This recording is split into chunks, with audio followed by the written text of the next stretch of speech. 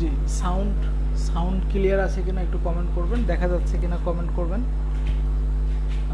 আমরা ক্লিফটোফেল বইটি নিয়ে আলোচনা করব, আর আপনাদের সাথে আজ আমার যুক্ত হওয়ার কথা ছিল না।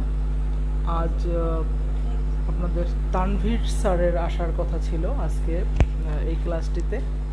তো তানভীর স্যারের এই ক্লাসটিতে যুক্ত হওয়ার কথা ছিল, কিন্তু আমি ক্লাসটি কন্ডাক্ট করব। সবাই একটু কাইন্ডলি কমেন্ট করবেন, লেখা বোঝা যায় কিনা, দেখা যায় কিনা।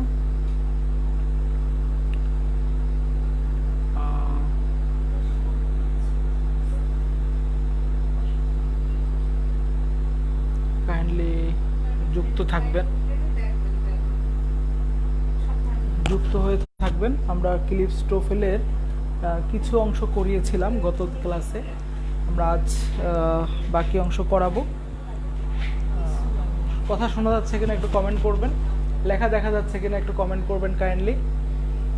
কথা শোনা যাচ্ছে কিনা, লেখা দেখা যাচ্ছে কিনা, বা আমি একটু লিখবো।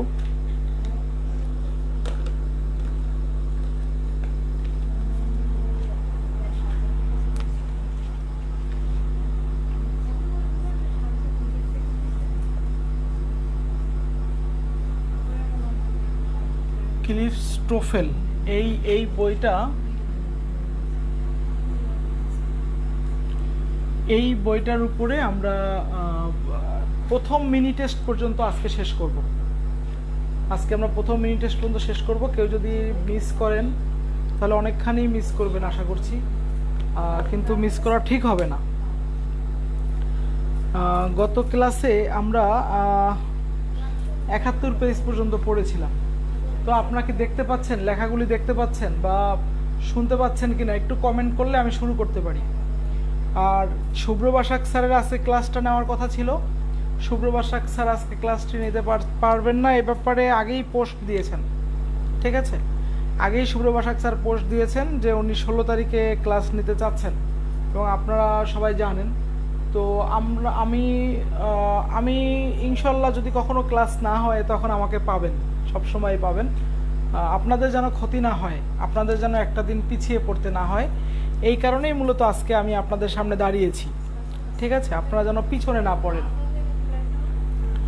তো দেখেন, আমরা লেখা দেখা যাচ্ছে কিনা একটু কমেন্ট, আমি একটা দুইটা কমেন্ট পেলেই হচ্ছে। শুরু করব কিনা, জাস্ট আমাদের বেশি সময় লাগবে না, অল্প সময়ের মধ্যেই শেষ হয়ে যাবে। আজকের লেখাটা অল্প সময়ের মধ্যে শেষ হয়ে যাবে।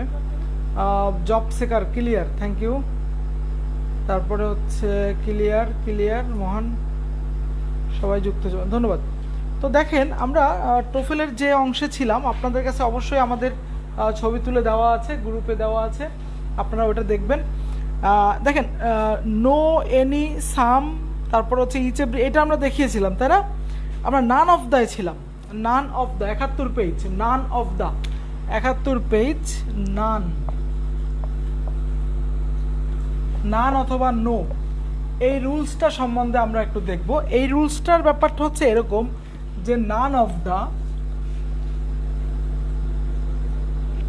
নান plus of the plus non countable noun,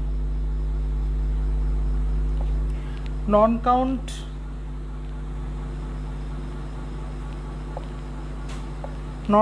noun plus singular verb.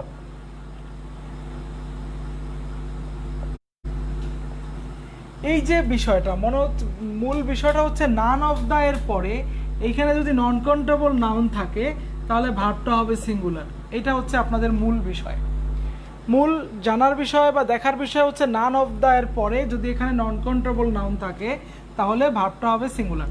একটু দেখেন, আমরা কিছু এক্সাম্পল যদি আমরা দেখি,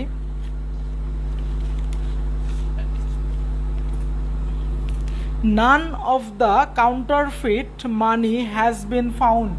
কাউন্টারফিট মানে কি? এটা হচ্ছে যে জালিয়াত বা জালি মানি, এই যে জাল মানিটা বা এই টাকাটা কোনো টাকা যায় নাই, তাহলে নান অফ দ্য কাউন্টারফিট মানি, যে মানি কি? নন কাউন্টেবল নাউন, তাই না? তাহলে এই নন কাউন্টেবল নাউন মানি ব্যবহৃত হয়েছে, তাহলে নন কাউন্টেবল নাউন থাকলে ভাবটা কি হবে? সিঙ্গুলার হবে, তাই না? নন কাউন্টেবল নাউন থাকলে ভার্বটা singular. None of the counterfeit money found, none of the counterfeit money found. তাহলে এইটা হচ্ছে বিষয়। আমি এরপরে যদি আমরা আরেকটা রুলস দেখি, আমি কি এক্সাম্পল লিখে দেবো? লিখে দেই, দেখো দেওয়া আছে, বইতে দেওয়া আছে, আপনারা দেখতে পাবেন। আমি বলতে চাচ্ছি যদি এখানে যদি আপনার কখনো প্লুরাল কাউন্টেবল নাউন হয়, প্লুরাল কাউন্টেবল নাউন হয় বা প্লুরাল কাউন্টেবল নাউন হয়,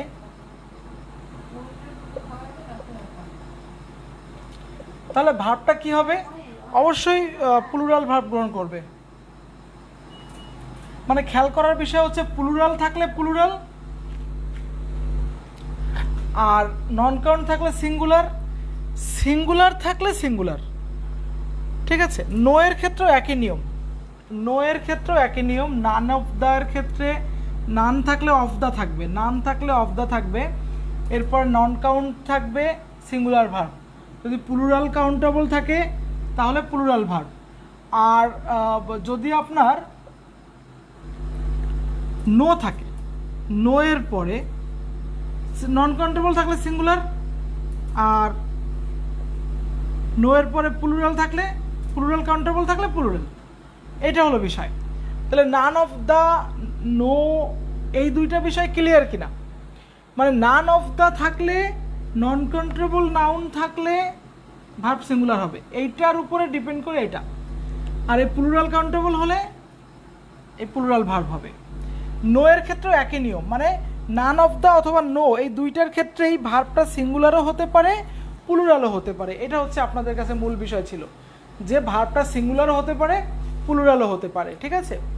তো এখানে আমি যদি একটা এক্সাম্পল, যদি no example is relevant to this case, no example is relevant to this case,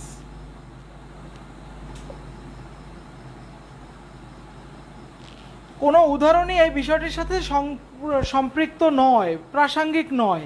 তাহলে নো এক্সাম্পল, তাহলে নো এর পরে আপনি এক্সাম্পল দিয়েছেন, তাহলে এক্সাম্পলটা কি? উদাহরণ। এটা সিঙ্গুলার না নন কাউন্টেবল নাউন, তাহলে ভার্বটা সিঙ্গুলার বসিয়েছেন, ইজ বসিয়েছেন। ঠিক আছে? এরপরে যদি আপনি বলেন যে নো এক্সাম্পলস, এখানে যদি জাস্ট এস বাড়ায় দেন, যে EXAMPLES, এক্সাম্পলস, নো এক্সাম্পলস, উদাহরণগুলির একটাও আর রিলেভেন্ট অফ দিস কেস। মানে এখানে যখন আপনি প্লুরাল করবেন, এই এক্সাম্পলস করেছেন, তখন এখানে আর হয়েছে, তখন এক্সাম্পল আছে, তখন ইজ। তার মানে নো থাকলে, নো অথবা নান এই দুইটা জিনিস থাকলে ভার্বটা সিঙ্গুলারও হতে পারে প্লুরালও হতে পারে। আগের দিন আমরা যেরকম দেখেছিলাম যে ইচ, এভরি, আইদার, নাইদার এগুলি থাকলে ভার্বটা মোটামুটি সিঙ্গুলার থাকে। তো এখানে আপনার হচ্ছে ব্যাপারটা ভিন্ন। নান অথবা নো এই দুইটা যদি থাকে তাহলে আপনার হচ্ছে ভার্বটা সিঙ্গুলারও হতে পারে প্লুরাল হতে পারে। কখন সিঙ্গুলার হবে? যখন আপনার এই নান অফ দ্য এর পরে নন কাউন্টেবল নাউন থাকবে তখন ভার্বটা সিঙ্গুলার হবে। নান অফ দ্য এর পরে যখন প্লুরাল কাউন্টেবল থাকবে তখন ভার্বটা প্লুরাল হবে। আবার নো এর ক্ষেত্রেও একই নিয়ম। ঠিক আছে? আচ্ছা, তাহলে আমি এই নিয়মটা থেকে চলে যাচ্ছি। এবার আমরা একটু আইদার নাইদার দেখব। আমি এটা কি ক্লিয়ার? এই একটা এক্সাম্পল দিয়ে ক্লিয়ার হবে বিষয়টা। নো এক্সাম্পল ইজ আর নো এক্সাম্পলস আর। তাহলে none of the example is relevant, none of the examples are relevant, এরকম বিষয়টা।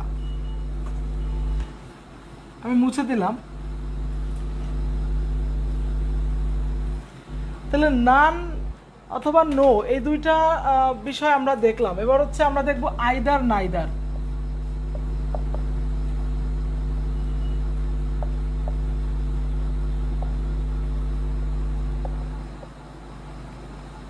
আইদার অবলিক নেইদার এই দুইটার ব্যবহারটা দেখব। কথা হচ্ছে either dot dot or,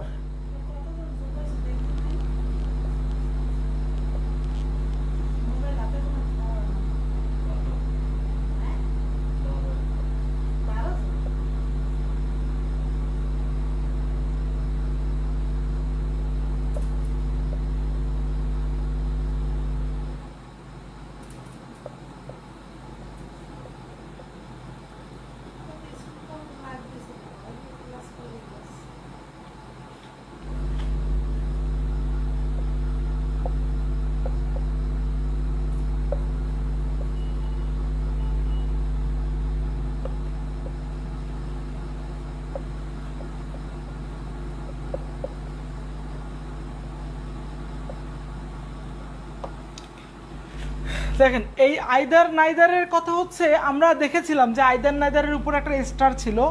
either neither normally যদি ব্যবহৃত হয়, অর এবং নরের ছাড়া শুধু আইদার থাকে, শুধু নাইদার থাকে, তখন আমরা সিঙ্গুলার ভার্ব বসাবো, তাতে কোনো সন্দেহ নাই। মানে আইদার নাইদার যদি একা একা ব্যবহৃত হয় তাহলে সিঙ্গুলার ভার্ব ব্যবহৃত হবে। কিন্তু যখন আইদারটা অরের সাথে এবং নেইদার নরের সাথে ব্যবহৃত হবে, তখন কি হবে? তখন কথা হচ্ছে এইখানে নাউনটা যাই হোক না কেন, এই অর এবং নরের পরে প্লুরাল নাউন থাকলে প্লুরাল ভার্ব, সিঙ্গুলার থাকলে সিঙ্গুলার ভার্ব, নন কাউন্ট থাকলে সিঙ্গুলার ভার্ব। মানে অর এবং নরের পরের নাউনটা অনুসারে ভার্বটা ডিপেন্ড করবে। বুঝতে পারছি কি না আমরা? এই নাউনটা মূল ফ্যাক্ট না, ফ্যাক্ট হবে হচ্ছে এই নাউনটা, ঠিক আছে? এই প্লুরাল নাউন, এইটার কারণে প্লুরাল ভার্ব হয়েছে। এখানে যদি সিঙ্গুলার থাকতো তাহলে সিঙ্গুলার ভার্ব হতো, যেটা আমাদের পরবর্তীতে দেখানো হয়েছে 73 পেজে। 73 পেজে দেখেন, যদি সিঙ্গুলার নাউন থাকে তাহলে সিঙ্গুলার ভার্ব। মানে এইখানে যদি আমি সিঙ্গুলার নাউন দেই, যদি আমি সিঙ্গুলার দেই, তাহলে এইখানে আমি সিঙ্গুলার দিব। বুঝতে পারছি কিনা? এখানে সিঙ্গুলার হলো, এখানে সিঙ্গুলার, এই হচ্ছে মূল বিষয়টা। আর আপনার আর সব ঠিক আছে, মানে অর এবং নরের পরেরটা অনুসারে। তাহলে আইদার নাইদার নিয়ে আমি কথা শেষ করতে চাই। আমি একটা এক্সাম্পল যদি দেই, neither John nor Jane is going to class today. Neither John nor Jane is going to class today. তাহলে আমরা লিখি যে নেইদার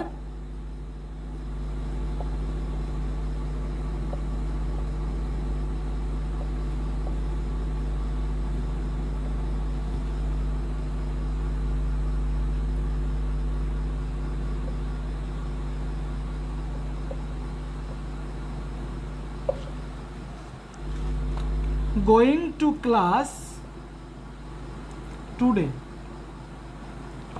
দেখেন এই যে নরের পরে কে আছে? জেন আছে, এটা সিঙ্গুলার, এই কারণে ইজ গোয়িং হয়েছে, ঠিক আছে? এখানে যদি প্লুরাল হতো তাহলে ওটা প্লুরাল হতো। তো এইবার আমি আইদার অর নাইদার নরের বিষয়টা আমি ক্লিয়ার মনে করছি যে আপনারা এই বিষয়টা বুঝতে পারবেন। আমরা একটু এরপরে 74 নম্বর পেজে যাব। টোফেল, ক্লিপস, টোফেল 74 নম্বর পেজ। আপনাদের কাছে বই আছে আশা করছি, আর আমরা তো পোস্ট দিয়ে দিয়েছি, ভিডিও ছবি তুলে দিয়ে দিয়েছি গ্রুপে। তো কি বলছে? জিরান্ড as adjective subject, জিরান্ড as subject, জিরান্ড subject হিসেবে থাকবে। মনে রাখবেন ভাই, সহজ কথা, জিরান্ড দিয়ে কোনো সেন্টেন্স শুরু হলে সাবজেক্টটা কি, ভার্বটা কি হবে? সিঙ্গুলার হবে। জিরান্ড দিয়ে কোনো সেন্টেন্স শুরু হলে ভার্বটা সিঙ্গুলার হবে। কালেকটিভ নাউন সম্বন্ধে যে কথা আছে, জিরান্ড বুঝবো কিভাবে? জিরান্ড হচ্ছে আইএনজি যুক্ত থাকবে। জিরান্ডের বিষয়টা যদি আমি একটুখানি বলি,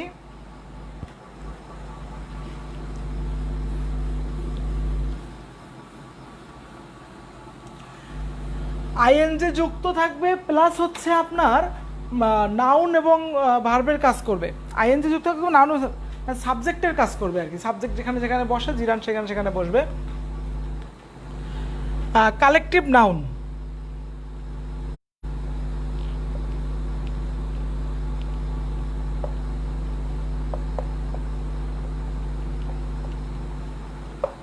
ভার্ব প্লাস আইএনজি, এটা হচ্ছে জিরান্ডস, ঠিক আছে?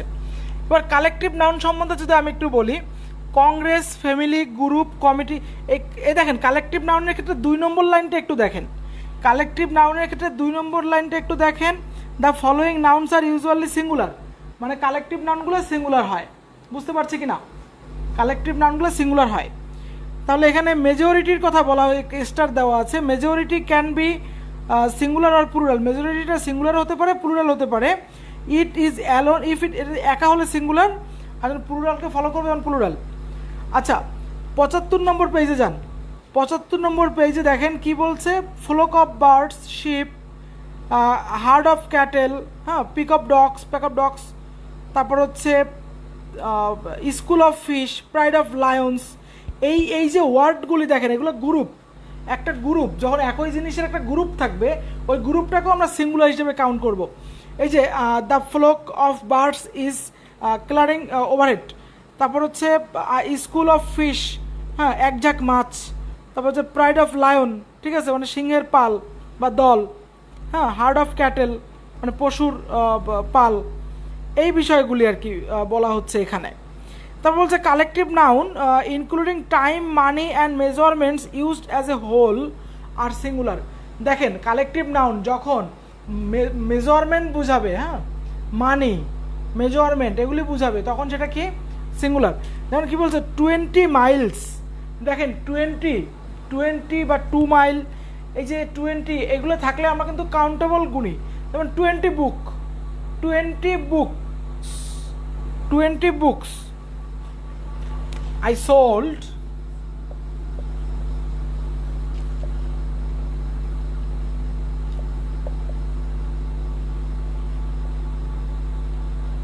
2 books.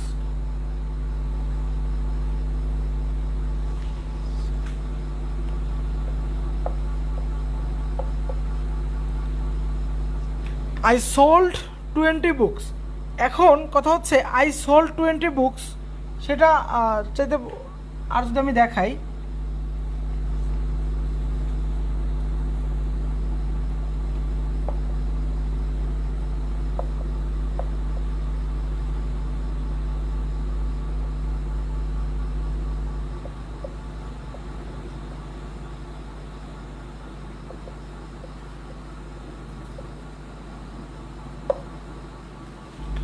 Two miles is too much to run in only. এই যে মাইলস আছে কিন্তু এখানে ইজ হয়েছে, এটা হলো ফ্যাক্ট। বুঝতে পারছেন কিনা? তাহলে 2 মাইলস ইজ হয়েছে, আর এটা পাস্ট টেন্সে থাকার কারণে আমাদের ওই প্রবলেম হবে না, এস বাই এস করা না করা এটা আমাদের কোনো প্রবলেম হবে না পাস্ট টেন্সে থাকার কারণে। এরপরে আমরা যদি একটু দেখি a number of, the number of, ভাই সহজ কথা, এ নাম্বার অফের পরে plural noun plural verb, the number অফের পরে প্লুরাল নাউন সিঙ্গুলার ভার্ব। মনে রাখবেন দুই জায়গায় plural noun, A number of এবং দি নাম্বার অফ দুই জায়গাতেই প্লুরাল নাউন, মাঝখানে হচ্ছে দির সাথে সিঙ্গুলার ভার্ব আর এর সাথে প্লুরাল ভার্ব, একটু মনে রাখলেই হবে। কারণ এটা কখন কাজে লাগে, আ number of students going to the class picnic, মানে কিছু সংখ্যক স্টুডেন্ট একটা পিকনিকে গিয়েছিল, কিছু সংখ্যক বুঝাতে a number of, the number of ব্যবহৃত হয়। যে noun that are always plural, কিছু নাউন আছে যারা সবসময় plural, scissors, shorts, pants, jeans, tongs, tweezers, eyeglass, তারপর হচ্ছে পিলার, স্ট্রুইজার, এই যে ওয়ার্ডগুলি আছে এগুলি হচ্ছে কি অলওয়েজ প্লুরাল, ঠিক আছে। সিজার এস যোগ করাই থাকে এদের সাথে, বুঝছেন, এদের সাথে এস যোগ করাই থাকে। তারপর দেয়ার ইজ এবং দেয়ার আর, এটার সম্বন্ধে কথা আগে হয়েছে, দেয়ারের ব্যাপারে আমরা একদম শুরুতে কথা বলেছি যে দেয়ার যখন থাকে তখন ভার্বের পরে থাকে হচ্ছে সাবজেক্ট, ঠিক আছে, এবং ওইটা অনুসারে ভার্ব বসে। এরপরে আমরা যদি একটু দেখতে চাই প্রোনাউন সম্বন্ধে, প্রোনাউনের বিষয়ে ভাইয়া সবই ঠিক আছে, এখানে তেমন কোনো কিছু নোট করার মতো নাই। একটা বিষয় খেয়াল রাখতে হবে, এখানে এই যে আই, উই, হি এগুলি ঠিক আছে। প্রোনাউন সম্বন্ধে কমপ্লিমেন্ট প্রোনাউন, এটা আপনারা পড়লেই বুঝতে পারবেন, একদম সিম্পল আছে। Progressive, possessive, possessive adjective, possess মানে হচ্ছে অধিকারে থাকা, কারো অধিকারে থাকা, কারো মালিকানায় থাকা। মাই বুক, এই যে মাই, এটা কিন্তু একদিক থেকে প্রোনাউন, মাইটা একদিক থেকে প্রোনাউন, কিন্তু এই প্রোনাউন যখন অ্যাডজেক্টিভের কাজ করে কোনো নাউনের আগে বসে তখন ওইটা হয়ে যায় পসেসিভ প্রোনাউন, পসেসিভ অ্যাডজেক্টিভ। তো সেইটা আর কি পসেসিভ অ্যাডজেক্টিভ। দেখেন his dinner, my book, it's food, তারপর হচ্ছে his arm, my, her homework, my food, এগুলো সব কি, এগুলো সব হচ্ছে পসেসিভ অ্যাডজেক্টিভ। তাহলে possessive adjective parts of A body. আচ্ছা, এবার হচ্ছে মাই, আওয়ার, আওয়ার, ইয়োর, ঠিক আছে, দেয়ার, ঠিক আছে, not the same as possessive pronoun. আচ্ছা, এইখানে একটা বিষয় মনে রাখতে হবে, এই যে দেয়ার্স, দেয়ার সেল, রিফ্লেক্সিভ প্রোনাউন, রিফ্লেক্সিভ প্রোনাউনে চলে যান আপনারা।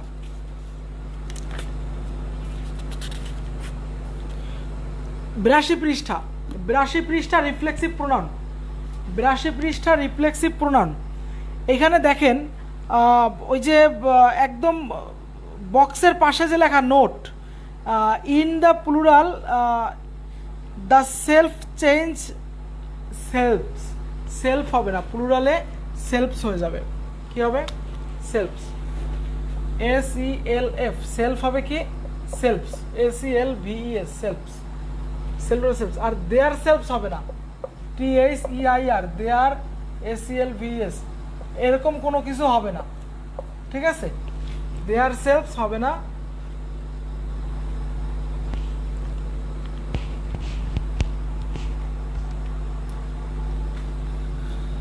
দেয়ার সেলফস নামে কিছু হবে না।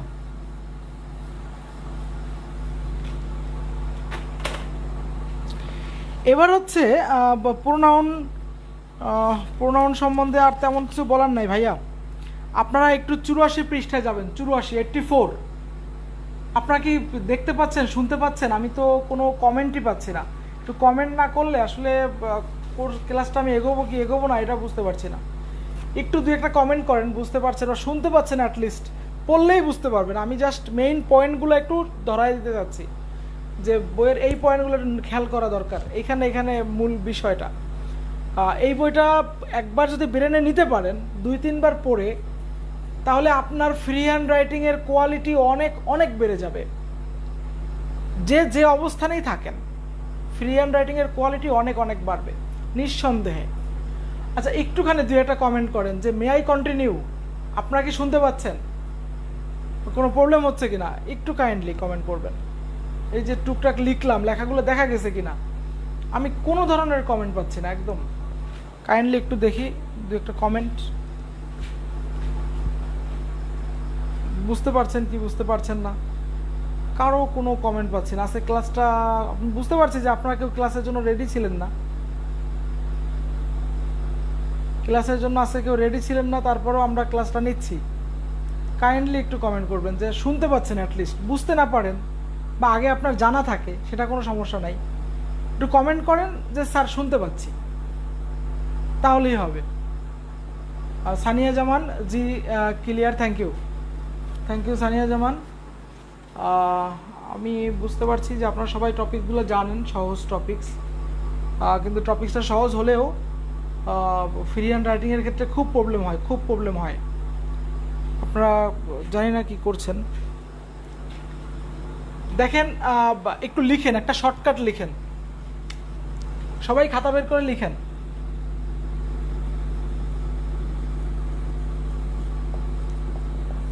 অ্যাডমিটটা মিস হলে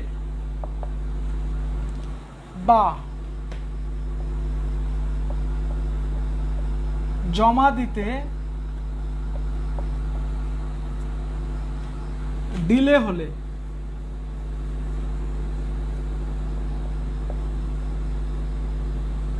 সাজেস্ট হচ্ছে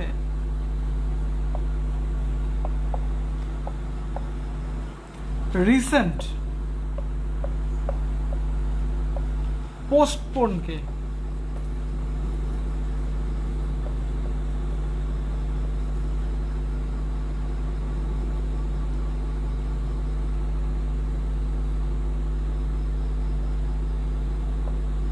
অ্যাপ্রিসিয়েট করা,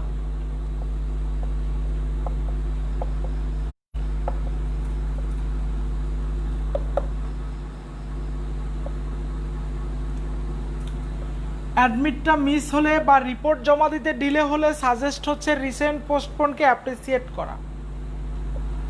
মনে রাখতে হবে।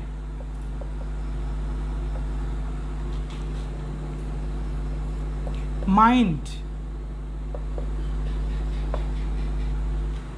বিবেচনা করতে হবে।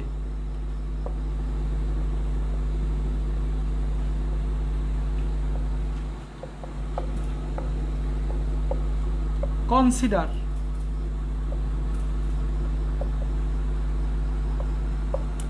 Practice can not help,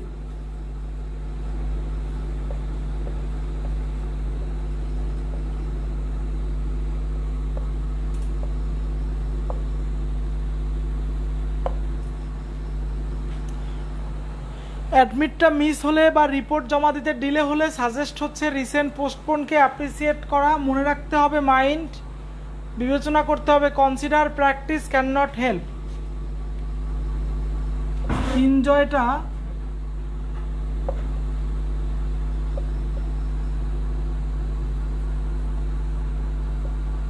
finish হলেও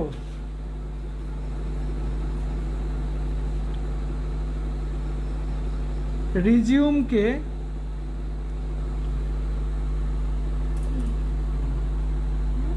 রিসাইজড করো না,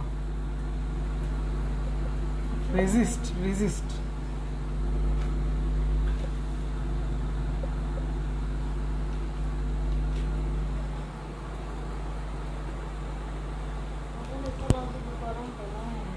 একটু কাইন্ডলি দেখেন তো লেখাগুলো বুঝতে পারছেন কিনা বা লিখতে পারছেন কিনা, খাতায় লিখতে পারছেন কিনা। অ্যাডমিটটা মিস হলে বা রিপোর্ট জমা দিতে ডিলে হলে সাজেস্ট হচ্ছে রিসেন্ট পোস্টপোনকে অ্যাপ্রিসিয়েট করা, মনে রাখতে হবে মাইন্ড, বিবেচনা করতে হবে consider, practice can not help.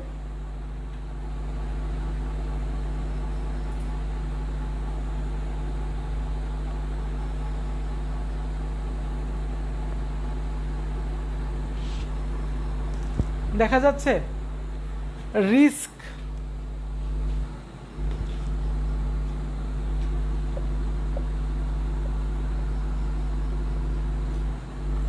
রিস্ককে avoid না করে কোয়াইট করো।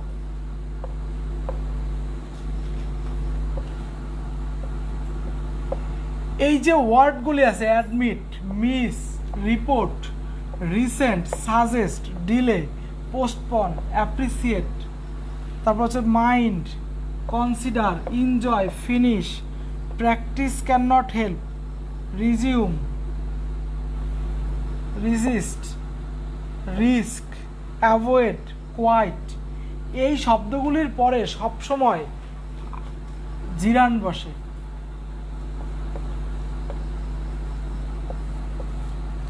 এই শব্দগুলির পরে সবসময় জিরান বসে। লেখা দেখা যাচ্ছে কিনা?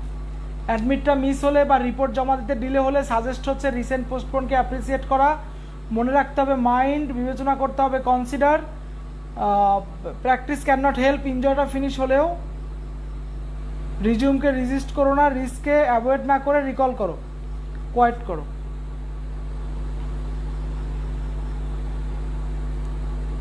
আচ্ছা, এই ওয়ার্ডগুলি দেখেন আইএনজি বসে, ঠিক আছে? এখানে দুই ধরনের ওয়ার্ড আছে, কিছু ওয়ার্ডের পরে আইএনজি বসে, কিছু ওয়ার্ডের পরে ইনফিনিটিভ বসে।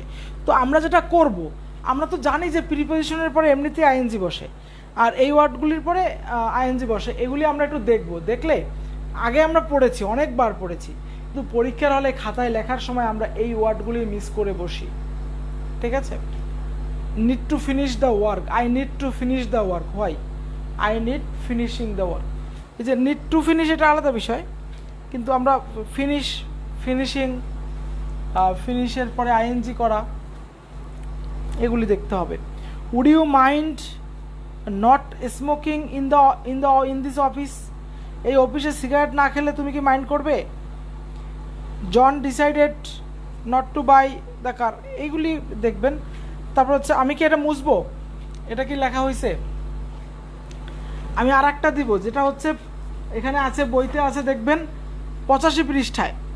মানে জাস্ট এটা আপনারা আপনাদের মতো করে মনে রাখার জন্য করবেন, কিন্তু আমি একটা করে দিয়েছি, আপনারা আপনাদের মতো করে তৈরি করে নেবেন, তাহলে সেটা আরও ভালো হয়, ঠিক আছে?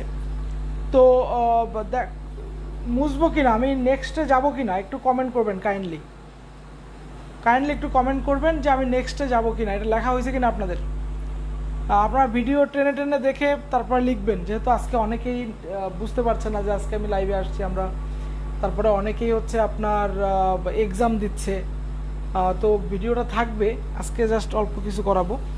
এরপর হচ্ছে এই যে অ্যাপ্রুভ অফ, দেখেন এই যে 85 নম্বরের যে ছকটা না মাঝখানে, begin, can not stand, continue, did, hate, like, love, appear, তারপর হচ্ছে রিগ্রেট, স্টার্ট, ট্রাই, এইটা হচ্ছে আপনার দুই ধরনেরই হয়। এইটা ইনফিনিটিভও বসে আবার জিরান্ডও বসে, এরপরে এগুলির পরে ইনফিনিটিভ প্লাস জিরান্ড দুইটাই বসে। আমি এটা মুছে দিলাম, আপনাদেরকে লেখার জন্য লিখে দিয়েছিলাম। স্ক্রিনশট নিয়ে নেন প্রয়োজনে।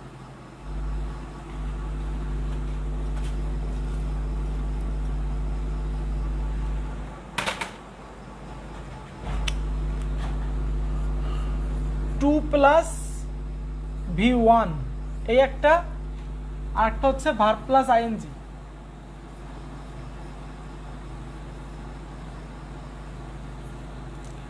এই দুইটাই হয় বোথ। এইটার জন্য আমরা একটা লিখব, কি লিখব,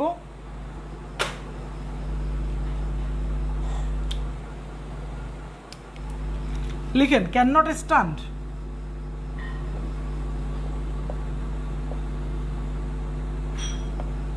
ব্যাপার না,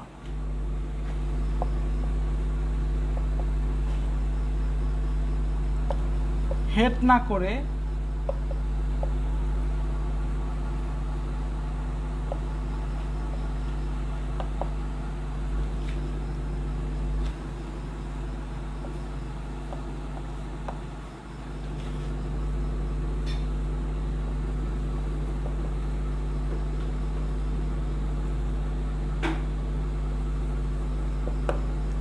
স্টার্ট করনি,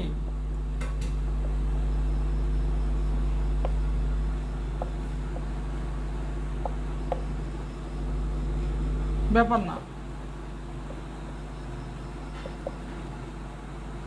কন্টিনিউ ভাবে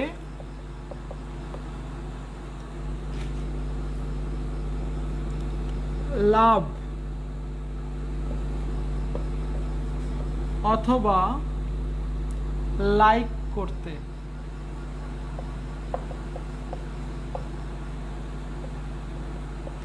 ট্রাই করো।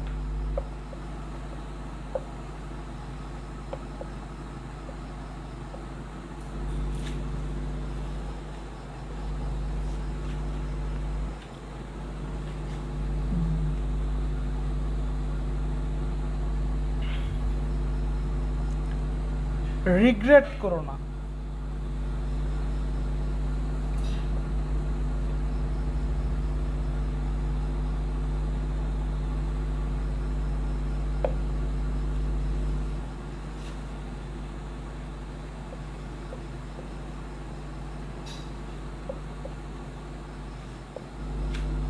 ড্রিটকে প্রিফার করো।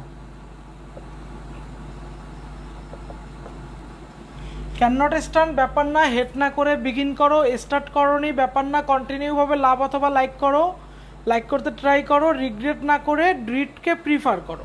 এই যে ওয়ার্ডগুলি, এই ওয়ার্ডগুলির পরে আপনি ইনফিনিটিভও হতে পারে, আইএনজিও হতে পারে, এটা হচ্ছে মূল ফ্যাক্ট। এই ওয়ার্ডগুলির পরে আইএনজিও হতে পারে, ইনফিনিটিভও হতে পারে। ওয়ালাইকুম আসসালাম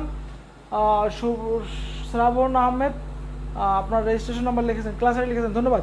সবার উচিত ক্লাস আইডি লেখা, প্রত্যেকটা ক্লাসেই সবার উচিত ক্লাস আইডি লেখা। এটা প্রতিদিন বলাটা কেমন দেখায়, তো আপনারা বুঝতে পারছেন কিনা, বিষয়টা ধরতে পারছেন কিনা। এই ওয়ার্ডগুলি থাকলে, এই যে ক্যান নট স্ট্যান্ড, তারপর হচ্ছে হেড, তারপর হচ্ছে এই কন্টিনিউ, তারপর হচ্ছে প্রিফার, হচ্ছে ড্রিট, লাইক, স্টার্ট, লাভ, রিগ্রেট, বিগিন, এই ওয়ার্ডগুলি থাকলে কি হবে, এরপরে আপনি ইনফিনিটিভও ফলো করতে পারবেন, জিরান্ডও ফলো করতে পারবেন, দুইটাই ফলো করতে পারবেন।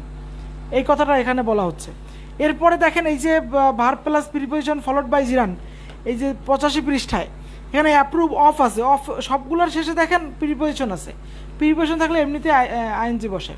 এই যে object to, look forward to, confess to, কতগুলো টু আছে, যেগুলো টুর পরে আমরা জানি V+1 হয়, ভার্বের বেস ফর্ম হয়, কিন্তু কতগুলো ওয়ার্ড আছে যেগুলির পরে আপনার আইএনজি হবে। Look forward to, confess to, তারপর হচ্ছে অবজেক্ট টু, আইএনজি হবে। তারপর হচ্ছে adjective plus preposition followed by gerund. দেখেন accustom to, afraid of, capable of, এগুলির পরে জিরান্ড হবে। এরপরে এইখানে এগুলি দেখে নেবেন। এই যে থামো, ভুলে যেও না, মনে করো, স্টপ, রিগ্রেট, ফরগেট, এগুলির পরে জিরান্ড ইনফিনিটিভ দুটোই হতে পারে। হ্যাঁ, স্টপ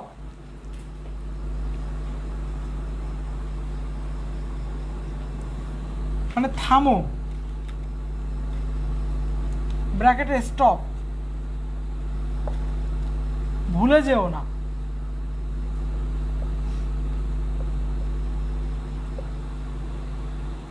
ভুলে যেও না মানে হচ্ছে কি ফরগেট,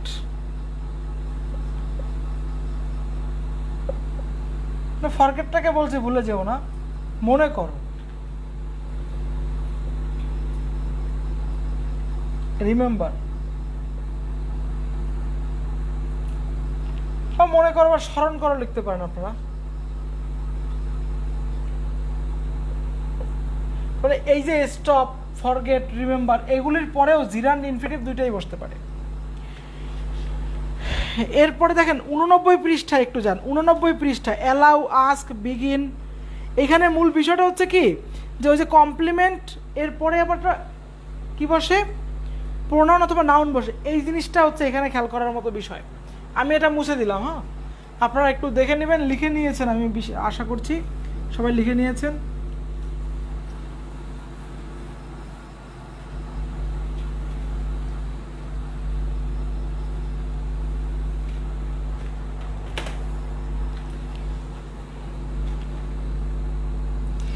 এখানে আপনারা দাগ দিবেন subject plus verb plus complement.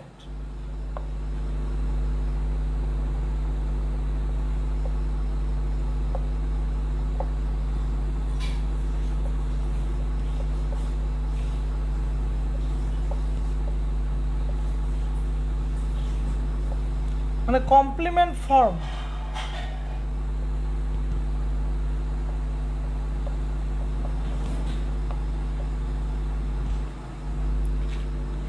দেখেন এখানে মূল বিষয়টা হচ্ছে কি এই যে ওয়ার্ডগুলি আছে না, অ্যালাউ, আস্ক, পারমিট, আমি 2-3টা ওয়ার্ড লিখলাম, এরকম আরো কতগুলি আছে। এই ওয়ার্ডগুলি যখন থাকবে না তখন এই যে ভার্ব এবং ইনফিনিটিভ, এই যে ভার্ব এবং ইনফিনিটিভ এই দুইটার মাঝখানে একটা কমপ্লিমেন্ট ফর্ম বসবে, এইটা হচ্ছে মূল বিষয়। যেমন আমরা বলি কি, allow him to go, please allow him to go, এই যে অ্যালাউ এর পর একটা হিম বসাচ্ছেন, তাই না? Ask him to solve the matter, ask him to solve the matter, ask him to solve the matter, এই যে ask him to solve the matter। তাহলে এই যে আস্কের পরে এই যে টু সলভ বসাইছেন, এই মাঝখানে একটা হিম, এটা হলো ফ্যাক্ট। এই ওয়ার্ডগুলির পরে কি হবে, অর্ডারমূলক এই ওয়ার্ডগুলির পরে ইনফিনিটিভ হবে, এই ওয়ার্ডগুলি থাকলে ইনফিনিটিভ হবে, কিন্তু ইনফিনিটিভ এবং এই ওয়ার্ডের মাঝখানে একটা কমপ্লিমেন্ট লাগবে নাউন অথবা প্রোনাউন ফর্মে। এটা হচ্ছে মূল বিষয় এই জায়গাটার। তাহলে 89 পৃষ্ঠা নিয়ে আর কোনো কথা নাই, 89 পৃষ্ঠা ক্লিয়ার, ঠিক আছে? এইবার এই নিডের বিষয়ে কথা আছে, নিডের বিষয়ে কথা হচ্ছে 90 পৃষ্ঠায়। দেখেন যদি অ্যানিমেট বিং থাকে তাহলে ভার্বটা হয় ইনফিনিটিভ, অ্যানিমেট বিং, অ্যানিমেট যদি হয় তাহলে ভার্বটা হয় ইনফিনিটিভ, নিড থাকলে, ঠিক আছে? যেমন দেখেন John and his brother need to paint this house, এই যে John and his brother, John এটা অ্যানিমেট, প্রাণীবাচক, প্রাণীবাচক থাকলে কি হবে, ইনফিনিটিভ হবে। টু পেইন্ট এটা হচ্ছে মূল ফ্যাক্ট। এবার হচ্ছে I will need to drive, আমার ড্রাইভ করা দরকার, I will need to drive, এই যে নিড আছে, আবার আমি প্রাণীবাচক, নিড টু ড্রাইভ, এই যে টু ড্রাইভ, এটা হচ্ছে ফ্যাক্ট। বুঝতে পারছেন কিনা? ইনফিনিটিভ হবে। এবার যদি ইনঅ্যানিমেট হয়, মনে করেন বস্তুবাচক হয়, বস্তুবাচক হলে সেক্ষেত্রে কেমন হবে, বস্তুবাচক হলে কি হবে, ভার্ব প্লাস আইএনজি হবে, অথবা টু বি প্লাস ভার্বের পাস্ট পার্টিসিপল, এটা 91 পেজে দেওয়া আছে। হ্যাঁ, ইন নিড অফের পরে নাউন বসে, ইন নিড অফের পরে নাউন বসে। আমরা এবার একটু 92 পৃষ্ঠা যাব, yes no question, auxiliary verb plus verb এটা বসবে, হু, হট, এগুলি নিয়ে আপনাদের সমস্যা হবে না।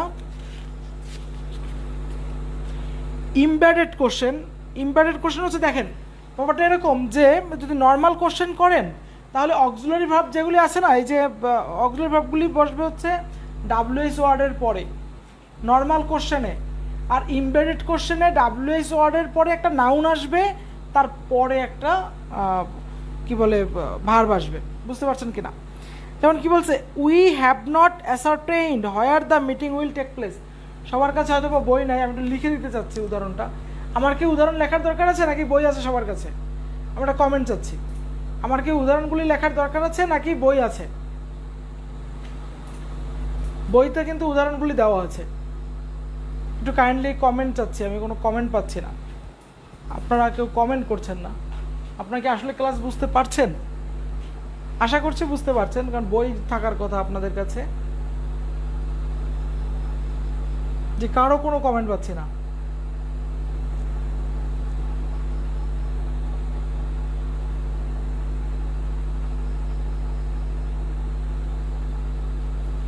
সানিয়া জামান বলছেন লিখেন। হ্যাঁ ধন্যবাদ, লিখছি।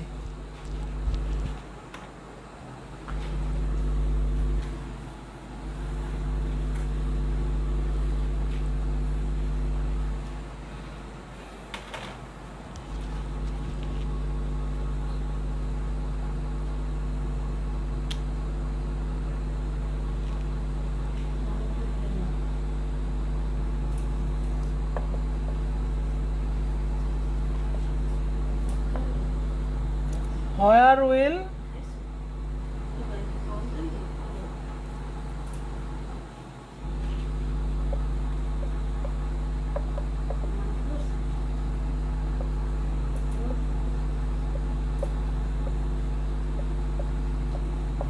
এটা হচ্ছে নর্মাল কোশ্চেন। নর্মাল একটা কোশ্চেন আমাদের এরকম থাকে, এখানে হয়ার একটা ডাব্লিউএইচ ওয়ার্ড, ডাব্লিউএইচ ওয়ার্ডের পরে অক্সিলারি ভার্ব, তারপরে নাউন, আবার শেষে একটা প্রশ্নবোধক চিহ্ন। এটা হচ্ছে আমাদের নর্মাল প্রশ্নের একটা প্যাটার্ন। নর্মাল আমরা যে প্রশ্নগুলি করি সেগুলির প্যাটার্ন, যে কোথায় হবে meeting, where will the meeting take place, meeting কোথায় হবে। আপনি সরাসরি কাউকে জিজ্ঞাসা করছেন এবং সে উত্তর দিয়ে দিবে যে হ্যাঁ মিটিংটা হবে এখানে, মিটিংটা হবে এখানে। কিন্তু এখন দেখেন ইমবেডেড কোশ্চেনের ব্যাপারটা কেমন। ইমবেডেড কোশ্চেনের ব্যাপারটা এরকম যে আমরা শিওর না মিটিং কোথায় হবে, মানে আপনি জানতে চাইছেন না কিন্তু সে বলে দিবে। মনে করেন আপনি একজনের পাশে যে দাঁড়াচ্ছেন, দাঁড়ায় বলতেছেন আজকে প্রধানমন্ত্রী আসবে কিনা আমি বুঝতে পারছি না,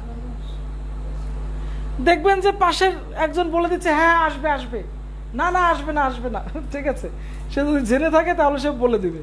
ইমবেডেড কোশ্চেনের ব্যাপারটা এরকম যে আপনি তাকে প্রশ্ন করেন নাই, আবার আপনি যে জানেন না বিষয়টা এটাও তার কাছে পরিষ্কার।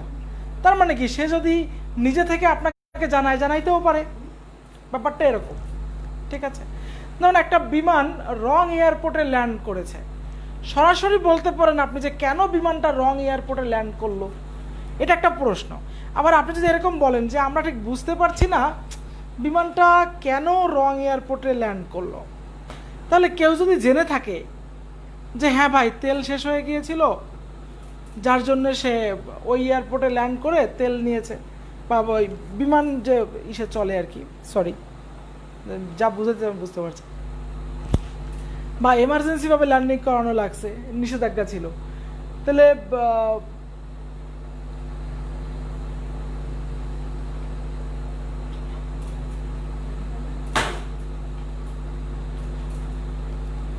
ঠিক আছে। তো কি বলছে রাসেল মিয়া, আপনার কমেন্ট পড়েছি, ধন্যবাদ। তো এখানে যে বিষয়টা হচ্ছে এই যে ইমবেডেড কোশ্চেনটা, তাহলে আমরা কি বুঝলাম যে আমরা সরাসরি প্রশ্ন করব না। তাহলে ইমবেডেড কোশ্চেনের বৈশিষ্ট্য কি? ইমবেডেড কোশ্চেনের বৈশিষ্ট্য দুইটা জিনিস খেয়াল রাখবেন। একটা হচ্ছে মানে তিনটা বিষয়, একটা হচ্ছে দুইটা পার্ট থাকবে, একটা হচ্ছে আপনার ডাব্লিউএইচ ওয়ার্ডগুলির পরপরই নাউন আসবে, ডাব্লিউএইচ ওয়ার্ডগুলির পরপরই একটা নাউন আসবে, তারপরে যাবে ভার্ব। তার মানে ডাব্লিউএইচ ওয়ার্ড এবং অক্সিলারি ভার্ব এই দুইটার মাঝখানে একটা নাউন আসবে, এরপরে হচ্ছে শেষে প্রশ্নবোধক চিহ্ন থাকবে না। এই হচ্ছে ইমবেডেড কোশ্চেন, বুঝতে পারছেন কিনা? তো এই জিনিসটাকে যদি আমরা ইমবেডেড কোশ্চেন আকারে লিখি, where will the meeting take place, আমরা এখানে লিখবো we have not ascertain. Embedded question লিখছি, we have not, haven't then, we haven't ascertain, আমরা নিশ্চিত নই। We have not ascertained where the meeting will take place.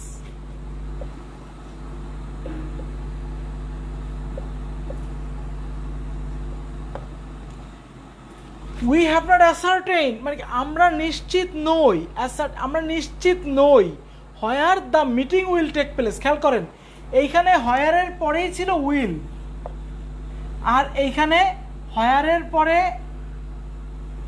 এইখানে যে উইল, এই মাঝখানে একটা নাউন চলে আসছে।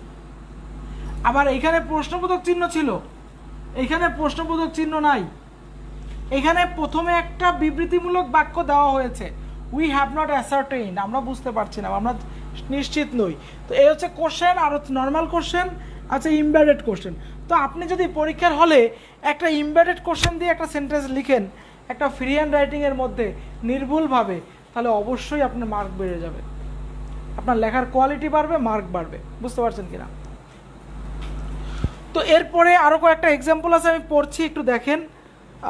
হোয়ার ডিড দ্য প্লেন ল্যান্ডেড, মানে why did the plane landed at wrong airport. তাহলে এখানে কি হচ্ছে, এখানে আপনার the authorities can not figure out, authority এখানে হচ্ছে আপনি আপনার মতো করে একটা পার্ট দিবেন, তারপরে শুধু খেয়াল রাখবেন যে হোয়াইয়ের পরে এই যে ডাব্লিউএস ওয়ার্ডগুলি আছে, ডাব্লিউএস ওয়ার্ডগুলির পরে সরাসরি ভার্ব দেওয়া যাবে না, একটা নাউন দিতে হবে, আর শেষে প্রশ্নবোধক চিহ্ন রাখা যাবে না, একটা ফুল স্টপ দিতে হবে। এই ইমবেডেড কোশ্চেনের বিষয়ে আমি আর তেমন কিছু বলার প্রয়োজন মনে করছি না। এরপরে কিছু এক্সাম্পল দেওয়া আছে, এই যে 96 পেজে কিছু এক্সারসাইজ দেওয়া আছে, এক্সারসাইজ 16, এটা করলে আপনাদের ক্লিয়ার হয়ে যাবে। 96 পেজ, 96 পেজ, এক্সাম্পল 16 মানে এক্সারসাইজ, এটা একটুখানি দেখবেন বাসায়। 96 পেজ আমি একটা যদি করাই দিই, হাউ, এই যে দেখেন, এগুলো পারবেন আপনারা, ডন্ট ওয়ারি। ট্যাগ কোশ্চেনের বিষয়ে তেমন কিছু বলার নাই, অক্সিলারি ভার্ব আগে আসবে, আর হচ্ছে প্রশ্নবোধক চিহ্ন হবে। ট্যাগ কোশ্চেনের বিষয় আমি একটু অ্যাফার্মেটিভ অ্যাগ্রিমেন্ট আর নেগেটিভ অ্যাগ্রিমেন্ট এই দুইটা বিষয় বুঝাবো আপনাদেরকে। Affirmative agreement, negative agreement, affirmative agreement, negative agreement, ঠিক আছে? তো অ্যাফার্মেটিভ অ্যাগ্রিমেন্ট বিষয়টা কেমন? বিষয়টা হচ্ছে যেমন মনে করেন যে আপনি ক্লাস করেছেন, আজকের ক্লাসটা আপনি করেছেন, আপনার বন্ধু মনে করেন সুবর্ণাও ক্লাসটা করেছে, তো আপনি বললেন যে আমি ক্লাসটা করেছি, সুবর্ণা বলল কি আমি ক্লাসটা করেছি। তাহলে দুইজন যদি বলে যে আমি ক্লাস করেছি, আমি ক্লাস করেছি, তাহলে কেমন শোনা যায় না? ব্যাপারটা এরকম যে আমি ক্লাস করেছি, সুবর্ণাও করেছে, আমি ক্লাস করেছি, সুবর্ণাও করেছে, আমি সিনেমাটি দেখেছি, সুবর্ণাও দেখেছে, আমি স্কুলে গিয়েছি, রহিমও স্কুলে গিয়েছে, আমি বাজারে গিয়েছি, তপনও বাজারে গিয়েছে। এরকম যদি বিষয়গুলি হয়, বুঝতে পারছেন কিনা, যে একই কাজ দুইজনেই করেছেন, তখন সেটাকে বলে অ্যাফার্মেটিভ অ্যাগ্রিমেন্ট। আবার একই কাজ কেউই করেন নাই, তখন সে করেন নেগেটিভ অ্যাগ্রিমেন্ট। তো এই দুইটাকে আমরা কিভাবে লিখতে পারি? আমরা পরীক্ষা লিখতে পারি যে রহিম কাজটি করেছে, করিম কাজটি করেছে, তাহলে তো শ্রুতি মধুরতা হারায় ফেললো, শ্রুতি মধুরতা হারায় ফেললো। এই কারণে আমরা কি করব, এইভাবে না, আমরা একটু অ্যাফার্মেটিভ অ্যাগ্রিমেন্টের মধ্যে করে লিখব। তাহলে ইমবেডেড কোশ্চেন নিয়ে কারো কোনো প্রশ্ন আছে?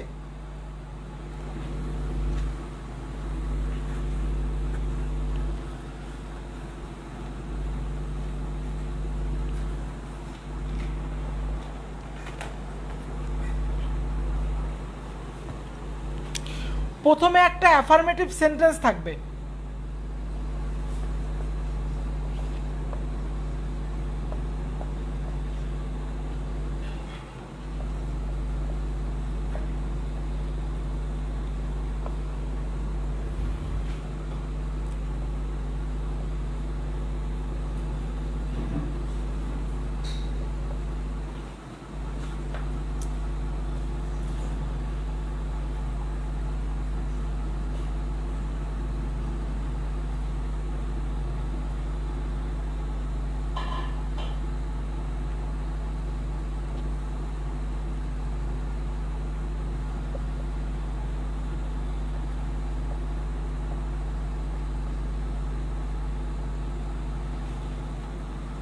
দেখেন এটা একটা অ্যাফার্মেটিভ সেন্টেন্সের pattern.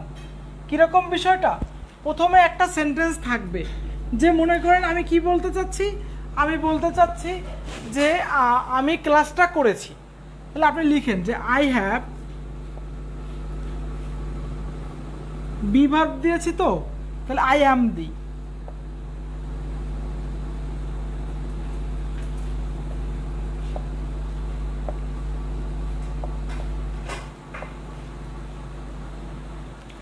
I am joining the class, আমি ক্লাসটিতে জয়েন করতে চাচ্ছি, আমি ক্লাসটি করতে চাচ্ছি। I am joining the class, আমি ক্লাসটি করতে চাচ্ছি। এই যে অ্যাম অক্সিলারি ভার্ব, এইটা এখানে আসবে। আপনি যদি এখানে লিখেন যে রহিম,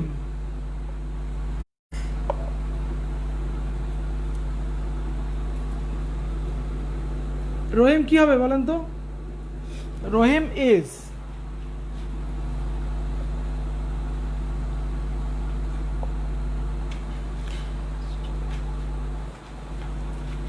I am joining the class, Rohim is 2. আর একটা সেন্টেন্স যদি আমি বলি,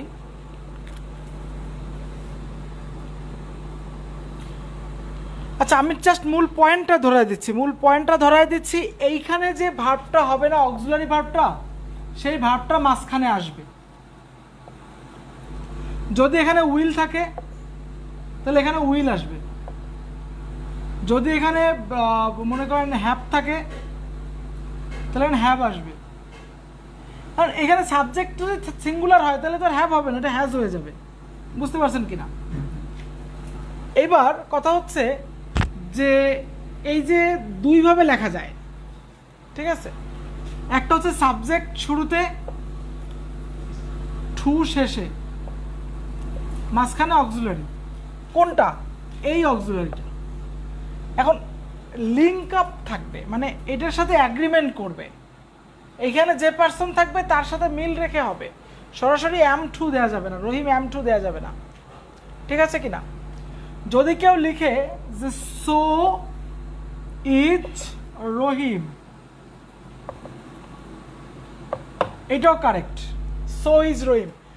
I am joining the class, so is Rahim, রহিমও ক্লাসটা করতে চাচ্ছে, এরকম বিষয়টা। পরিষ্কার কিনা, বিষয়টা বোঝা গেছে কিনা? আচ্ছা যদি এখানে বি ভার্ব না থাকে, যদি এখানে বি ভার্ব না থাকে, যদি এখানে বি ভার্ব না থাকে তাহলে কি হবে? তাহলে এখানে ডু ডাজ ডিড আসবে, তাহলে এখানে ডু ডাজ ডিড আসবে। আমি একটু আপনাদের কমেন্ট পড়তে চাচ্ছি, কিছু কমেন্ট আসছে, কমেন্টগুলো একটু দেখতে চাচ্ছি। থ্যাঙ্কস ভাইয়া, সুমন হাসনাত ধন্যবাদ। তারপর হচ্ছে ভাইয়া সেন্টেন্সটা হয় নাই অ্যাগ্রিমেন্টের ক্ষেত্রে, কোনটা বলো তো একটু? রাসেল কোনটা বলো তো একটু? এই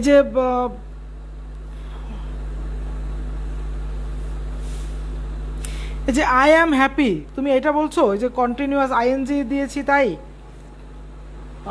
আই অ্যাম হ্যাপি, তুমি একটু করে দাও তাহলে, সেন্টেন্সটা করে দাও। তুমি একটা এক্সাম্পল দাও, সমস্যা নাই, তুমি একটা এক্সাম্পল দাও। এই যে অ্যাগ্রিমেন্টের একটা এক্সাম্পল, আই অ্যাম হ্যাপি, তারপর হচ্ছে অ্যান্ড ইউ আর টু। এই যে আমার মূল পয়েন্টটা হচ্ছে যে অ্যাম এখানে আছে, ওখানে কিন্তু আর হয়ে গেছে, মানে এটা হচ্ছে অ্যাগ্রিমেন্ট করবে, অ্যাগ্রি করবে, আমি সেটা বলতে চাচ্ছি। তুমি কি খেয়াল করছো কিনা, বিষয়টা বুঝতে পারছো কিনা? রাসেল মিয়া, তুমি একটা ইয়ে দাও, সেন্টেন্সটা কেন আর নেই, কেন সেন্টেন্সটা হয় নাই অ্যাগ্রিমেন্ট, তুমি একটু বলো। মানে কন্টিনিউয়াসে নাই এই কারণে বলছো?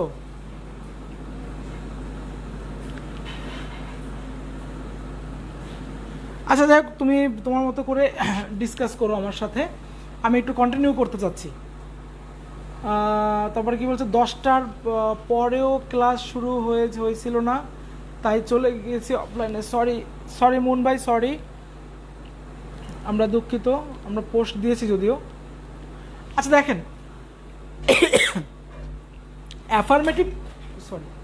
অ্যাফার্মেটিভ অ্যাগ্রিমেন্টের বিষয়টা আমি একটু দিতে চাচ্ছি। অ্যাফার্মেটিভ অ্যাগ্রিমেন্ট কাইন্ডলি, আমি আর বেশি সময় নিব না, 10 মিনিট সময় নেব সর্বোচ্চ। কি বলছে দেখেন, আমি বই থেকে একটা এক্সাম্পল দেই। কি বলছে, they will work in the lab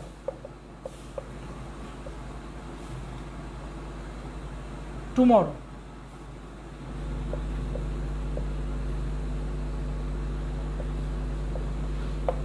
they will work in the lab tomorrow. তাহলে এটা তো একটা সেন্টেন্স, তাই না? এটা একটা সেন্টেন্স। তাহলে এইখানে এই যে উইল আছে না, আমি এটা বলছি যে পরের পার্টে আপনি যদি লিখেন, আগে সাবজেক্ট দেন। মনে করেন রহিম থাকলো বা করিম থাকলো, হ্যাঁ, সেটা বলছি এখানে। কারণ এখানে কি দিয়েছে, you will too, you will too, মানে এইখানে আগে যদি সাবজেক্ট হয় পরে যাবে টু, আর মাঝখানে থাকবে এই অক্সিলারি ভার্বটা। বুঝতে পারছেন কিনা? আগে সাবজেক্ট হলে পরে টু, এই যে সাবজেক্ট পরে টু। আর যদি আপনি আগে সো দেন, সো উইল ইউ, এটাও কারেক্ট, একই অর্থ। I will work in the lab tomorrow, আমি আগামীকাল ল্যাবে কাজ করব। ইউ উইল টু মানে তুমিও করবে, অথবা সো উইল ইউ মানে তুমিও করবে। এটা হচ্ছে ফ্যাক্ট। বুঝতে পারছেন কিনা? প্রথম পার্টের পরে একটা কমা দিতে হবে। They will work in the lab tomorrow, তারা আগামীকাল ল্যাবে কাজ করবে। ইউ উইল টু, তাহলে আপনি আগে সাবজেক্ট দিয়েছেন, শেষে টু দিয়েছেন। যদি আগে সো দেন তাহলে শেষে সাবজেক্ট দিতে হবে। বুঝতে পারছেন কিনা? আগে সো দিলে শেষে সাবজেক্ট, আর শেষে টু দিলে আগে সাবজেক্ট। এরকম হতে পারবে না যে আপনি এখানে ইউ দিলেন, এখানে সো দিলেন, তাহলে হবে না। বা আপনি এখানে টু দিলেন, এখানে ইউ দিলেন, তাহলে হবে না। পয়েন্টটা হচ্ছে এখানে যে এইখানে যে অক্সিলারিটা আছে সেই অক্সিলারিটা এখানে আছে কিনা, আগে সাবজেক্ট থাকলে শেষে টু আছে কিনা, আগে সো থাকলে শেষে সাবজেক্ট আছে কিনা, এইটা হলো মূল বিষয়। বুঝতে পারছেন কিনা? তো আমি এটাই বুঝাতে চাচ্ছি। এরপরে আমি যদি আরেকটা এক্সাম্পল দেই, যেমন ওই যে ডু ডাজ ডিডের যে বিষয়টা ছিল, ওই এক্সাম্পলটা যদি দেই,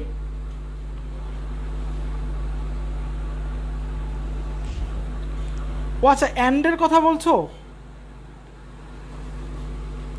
এই যে অ্যান্ড তো এখানে আমি দিয়ে দিয়েছি ভাইয়া, রাসেল মিয়া, অ্যান্ড তো আমি এখানে দিয়ে দিয়েছি, মানে আমি লেখার সময় লিখি নাই এটা।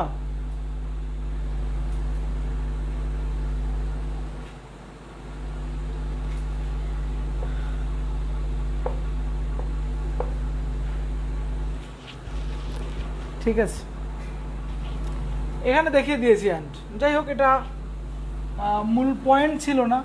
অ্যান্ড সব জায়গায় থাকবে, অ্যান্ড যে কোনো সেন্টেন্সেই থাকবে, এটা কোনো রকম ইম্প্যাক্ট ফেলবে না। ইম্প্যাক্টটা ফেলবে এইখানে, এইখানে যে ভার্বটা থাকবে এইখানে সেই ভার্বটা দিতে হবে। ইম্প্যাক্টটা ফেলবে এইখানে, আগে সাবজেক্ট দিলে শেষে টু দিতে হবে, আগে সো দিলে শেষে সাবজেক্ট দিতে হবে। এটা হচ্ছে ইম্প্যাক্ট। বুঝতে পারছো কিনা? দেখো, যদি বলি gen goes to that school and my sister does too.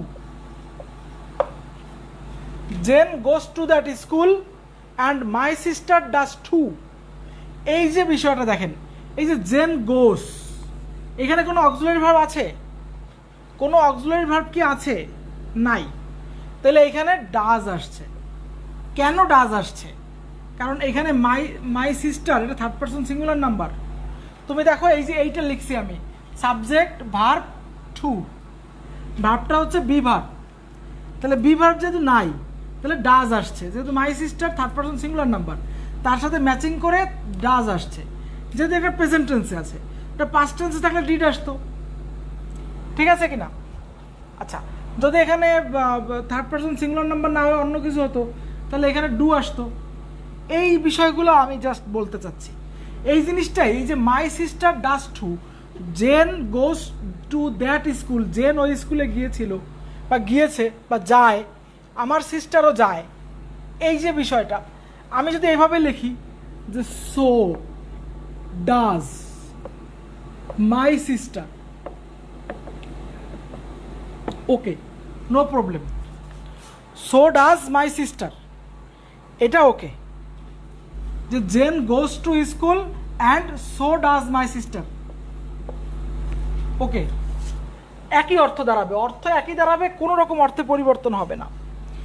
তো এরপরে আমি যদি নেগেটিভ এগ্রিমেন্টে চলে যাই, অ্যাফার্মেটিভ এগ্রিমেন্টের একটা এক্সারসাইজ আছে 18 নম্বর, অ্যাফার্মেটিভ এগ্রিমেন্টের এক্সারসাইজ আছে 18 নম্বর, এটা একটু দেখবে।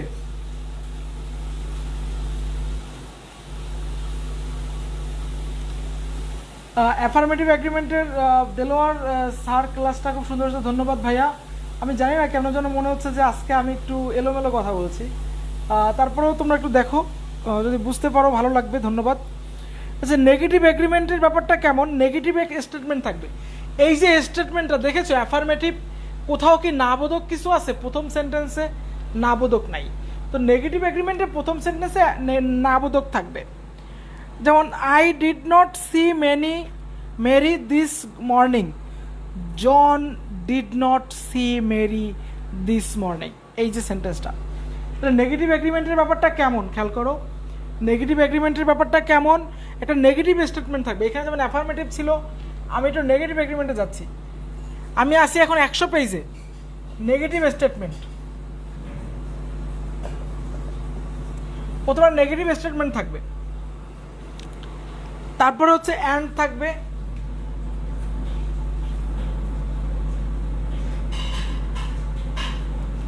তারপরে হচ্ছে subject plus negative auxiliary verb. হ্যাঁ, এখানে ভার্বটা থাকবে কিন্তু নেগেটিভ।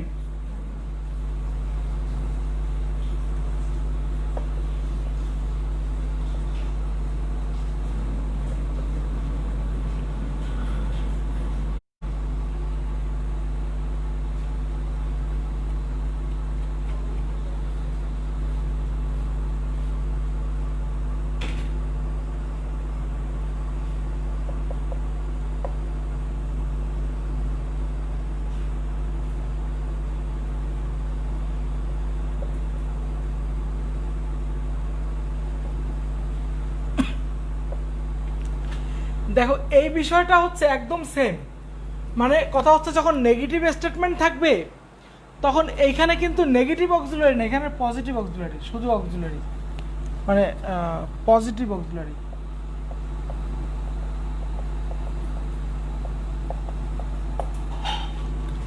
দেখো ভাই, নেগেটিভ স্টেটমেন্ট থাকবে একটা, প্রথমে মনে করো আমি স্কুলে যাই নাই, আমি স্কুলে যাই নাই অ্যান্ড রহিম স্কুলে যায় নাই, তাহলে রহিম ডাজেন্ট আইদার, এইটা হলো বিষয়, যে আমি স্কুলে যাই নাই, রহিমও যায় নাই, বা নাইদার ডাজ রহিম, এই বিষয়টা। মানে আমি এইটাকে যদি বলি Jane goes to that school, তাই না, জেন, এরকম যদি আমি দেই ডাজ নট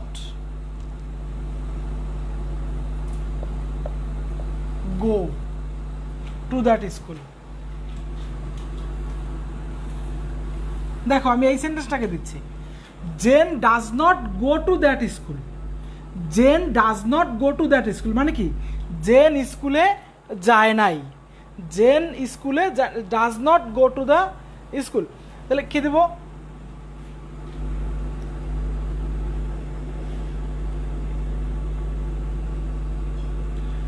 মাই অ্যান্ড, যদি আমি আগে সাবজেক্ট দেই তারপরে নেগেটিভ হচ্ছে তারপর আইদার দিই, মাই সিস্টার, এই ডাজ নট আসবে, হ্যাঁ শুধু নেগেটিভ অক্সিলারিটুকু আসবে,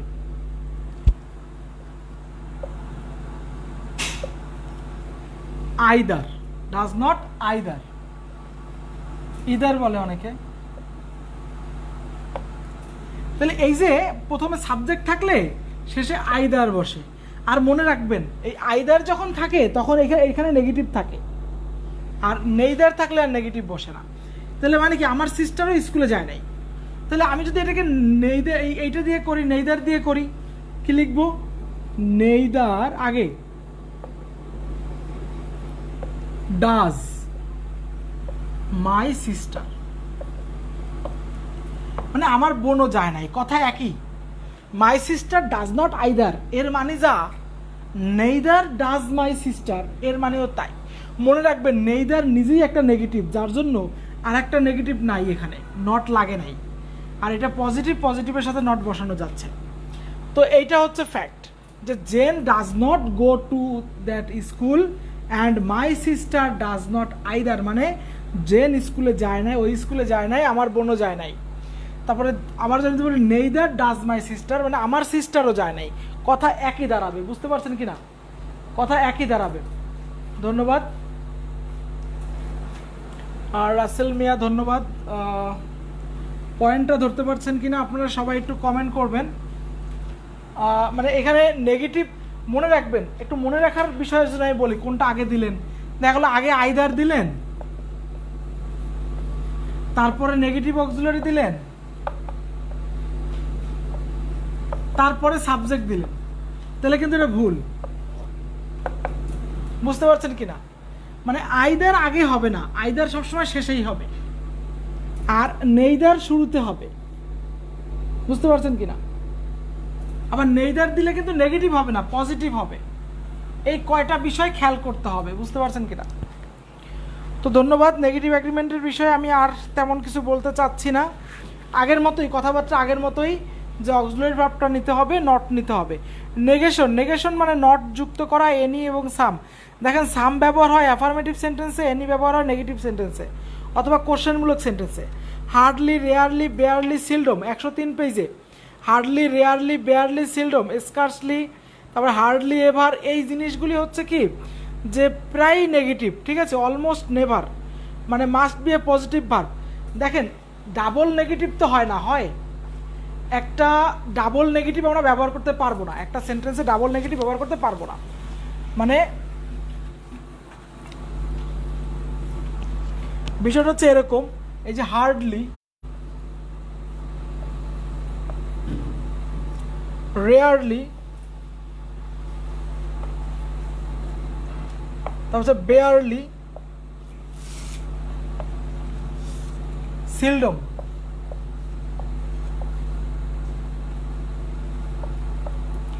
এই ওয়ার্ডগুলি থাকলে আপনাকে একটা পজিটিভ ভার্ব নিতে হবে।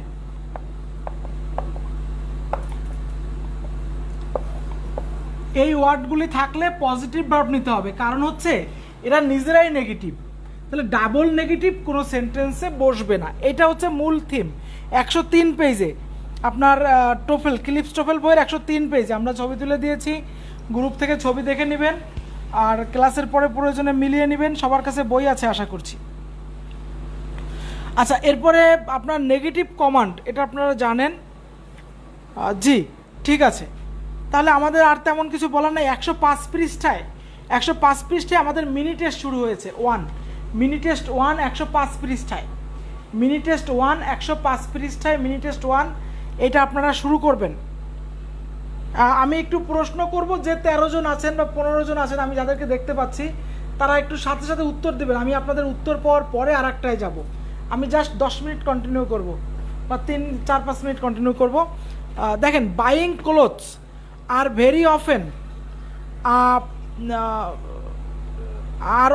আ ভেরি টাইম কনজিউমিং প্র্যাকটিস, মানে কাপড় চোপড় কেনা সময় সাপেক্ষ ব্যাপার। Because those clothes are that a person likes are rarely the ones that fit him or. আমি একটা সেন্টেন্স দিলে সুবিধা হবে আপনাদের জন্য, জাস্ট 3-4টা দিব, এইভাবে আপনাদের পরীক্ষা আসবে। ওয়ান ব্যাংকের স্পেশাল ক্যাডার অফিসারের 4টা-5টা এসেছিল গতবার।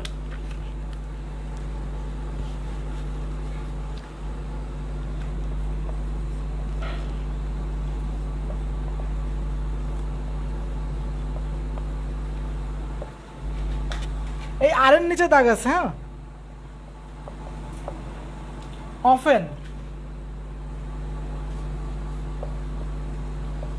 Very time consuming,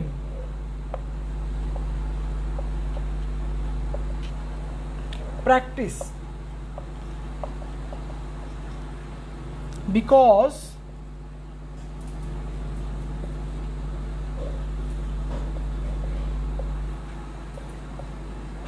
clothes that a person likes are rarely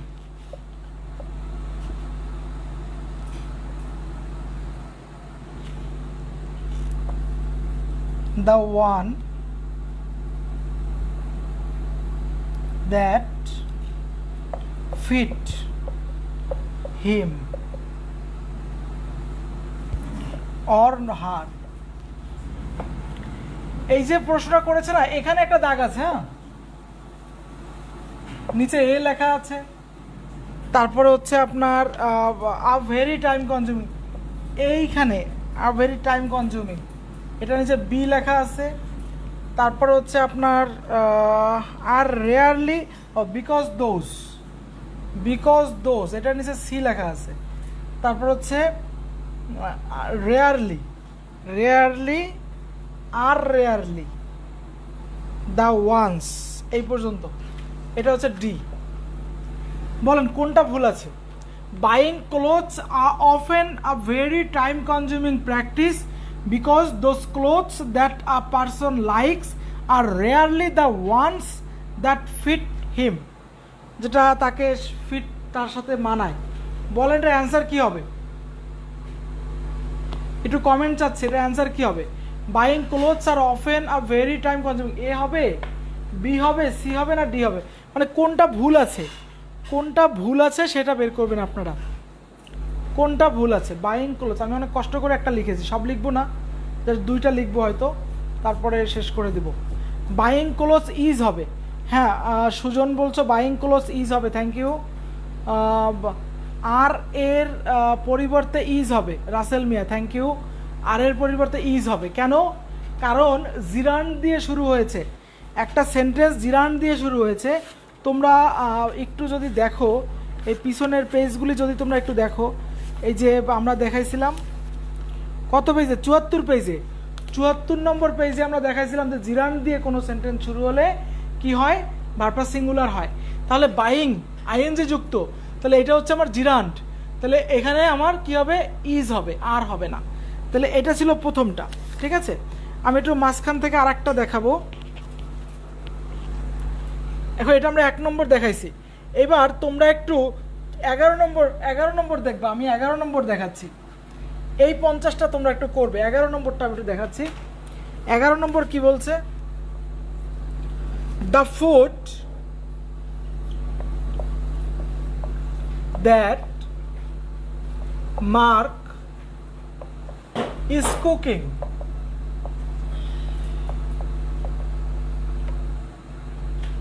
in the chicken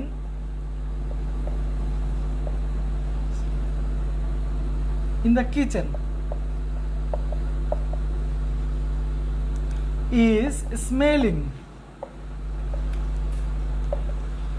delicious।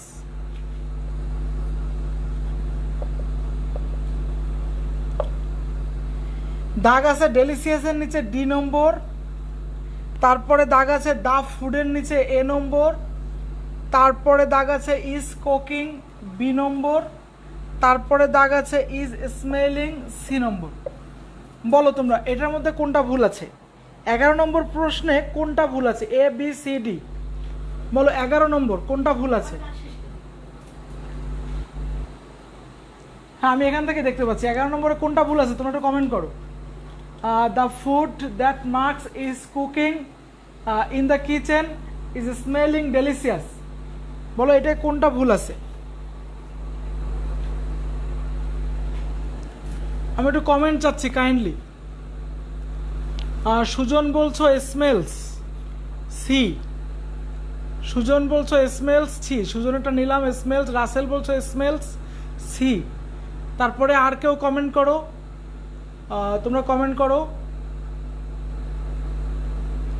Dulal Chandra comment করো, তুমি তো কোনো কমেন্টই করছো না, তোমার কোনো কমেন্ট পাচ্ছি না। দেলোয়ার কমেন্ট পাচ্ছি না, সাদিয়া জাহান কমেন্ট পাচ্ছি না, সানিয়া জামান কমেন্ট পাচ্ছি না।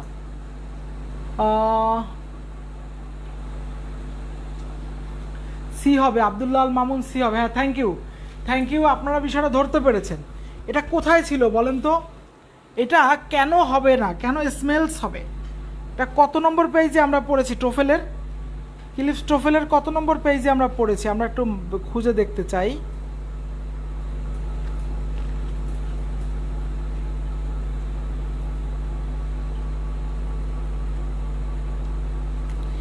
স্ট্যাটিভ ভার্ব না, গতদিন আমরা করিয়েছিলাম। দেখেন 57 পেজ, ক্লিফস টোফেল বইয়ের 57 পেজ, এই উত্তরটা আছে। ক্লিফস টোফেল বইয়ের 57 নম্বর পেজে এই উত্তরটা আছে। এই যে no believe hate hair smell, এই যে স্মেল, হ্যাঁ প্রথম লাইনেই আছে, প্রথম বক্সের 57 নম্বর পেজের প্রথম বক্সে আছে স্মেল, উইশ, আন্ডারস্ট্যান্ড, হেট। এই যে ওয়ার্ডটা স্মেল, এইটা কন্টিনিউয়াসে আইএনজি হবে না। এমনি এরকম স্মেলিং শব্দ ব্যবহার করাই যাবে, কিন্তু কন্টিনিউয়াসে আইএনজি ব্যবহার করা যাবে না। Is smelling, was smelling, are smelling, এইভাবে ব্যবহার করা যাবে না। তো এইটা হচ্ছে আপনাদের কাছে বিষয়টা, ঠিক আছে? হ্যাঁ, লিঙ্কিং ভার্ব দেখো এখানে হচ্ছে যে তোমার আমরা বলছি স্ট্যাটিভ verb.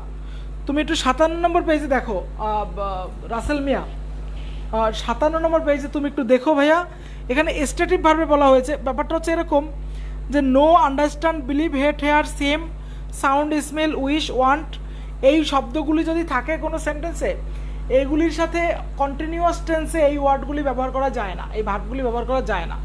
Is sing, I see a bird, আমি একটি পাখি দেখি। তুমি যখন বলবে যে আমি একটি পাখি দেখিতেছি, তখনও তোমাকে বলতে হবে আই সি এ বার্ড। তুমি বলতে পারবে না I am seeing a bird. এই যে এখন সি এর সাথে যে আইএনজি হয় না এমনও বলতে পারবা না।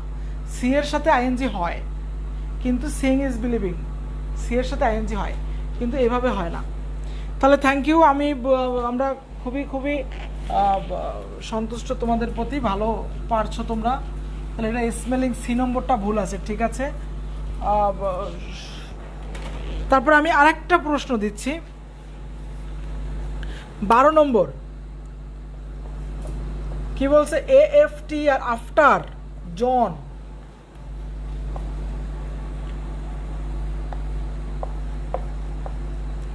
eaten, dinner. After John eaten dinner, comma, he wrote several letters and went to bed.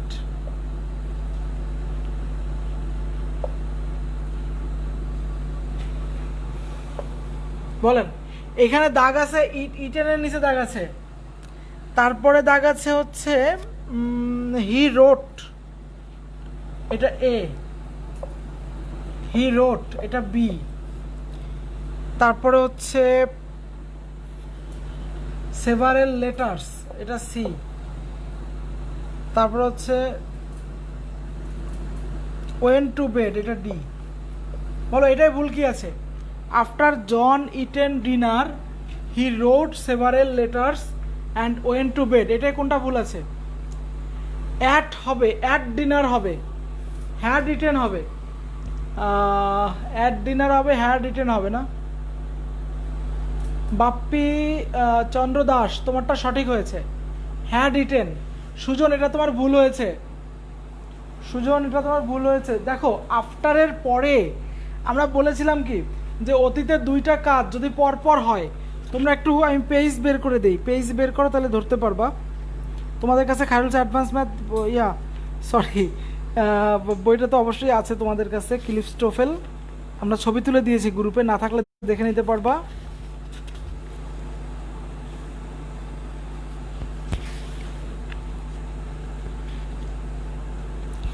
দেখো 65 পেজ, 65-66 পেজ দেখো,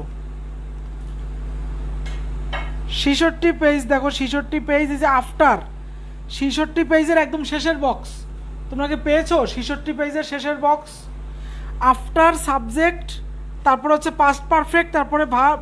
এই যে গঠনটা এরকম ছিল, after plus subject plus past perfect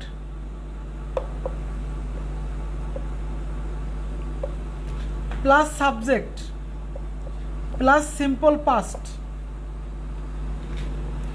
after plus subject plus past perfect plus simple past. তাহলে আফটারের পরে কি হয়? পাস্ট পারফেক্ট হয়। তাহলে হ্যাড রিটেন হবে। এখানে কি হবে? এটা ভুল আছে, হবে হ্যাড রিটেন। দেখো পরের অংশে এই যে ওয়েন্ট আছে, সিম্পল পাস্ট আছে, তাহলে পরের অংশ ঠিক আছে, তাই তো? তাহলে আমরা টোটাল বিষয়টা ধরতে পারলাম, আশা করছি তোমরা ধরতে পেরেছো।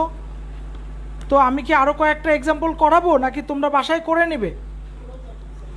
আমি একটু কমেন্ট চাচ্ছি, আমি কি আরও কয়েকটা এক্সাম্পল এখানে করাই দেবো, টেস্ট করব তোমাদের, নাকি তোমরা করে নেবে? আমি আজকে আর বাড়াবো না, তোমরা যদি বলো যে স্যার আরও কয়েকটা দেখান তাহলে আমি দেখাবো, আর তা না হলে এখানেই আমি শেষ করব। মানে কয়েকটা জাস্ট পরীক্ষার মতো আর কি, টেস্টের মতো। তোমরা কি এখন টেস্ট দিবে? আমি কি আরও কয়েকটা প্রশ্ন যাব? একটু কমেন্ট করো প্লিজ।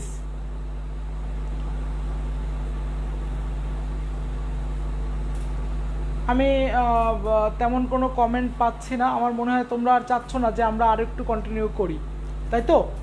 তাহলে ঠিক আছে, তোমরা ক্লিফস্টোফেল থেকে এই যে আমরা যেভাবে আমরা দেখালাম, after John had eaten dinner he rode several, করেন, জুবাইদা খাতুন বলছেন করেন, আরও কয়েকটা করবা তোমরা?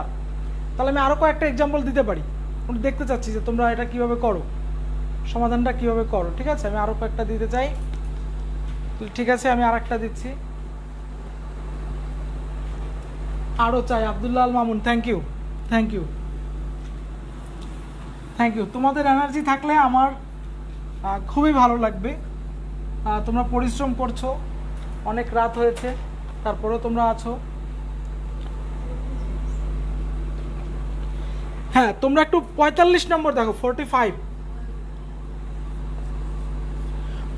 নম্বর কি বলেছে? দে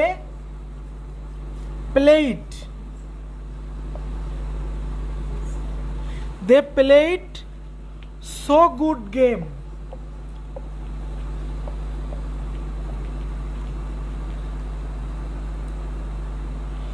They played so good game of tennis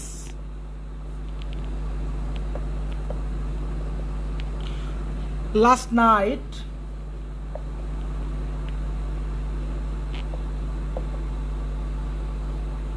that they surprised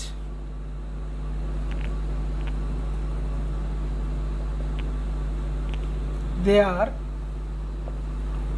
audience.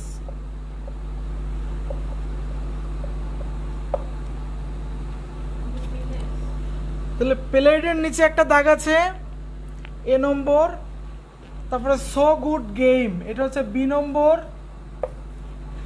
তারপরে হচ্ছে তোমার দ্যাটটা হচ্ছে C number,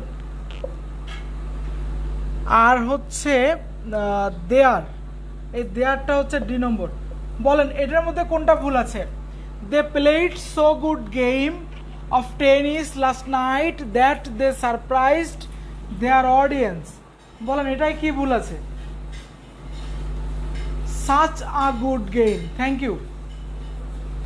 So did Jane, Rasel Mia, D নম্বর।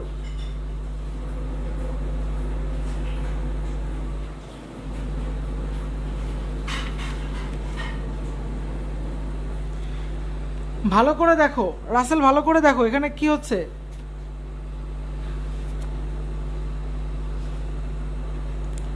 তোমরা লেখা দেখতে পাচ্ছ কিনা?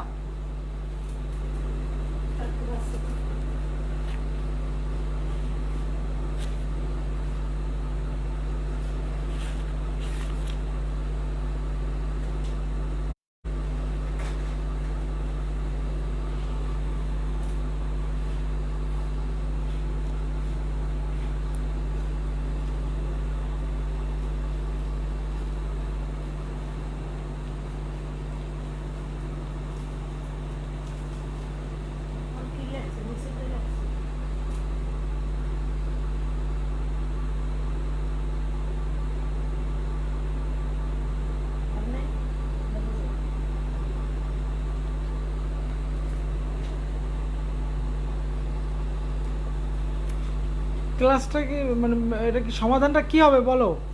দে played so good game 45।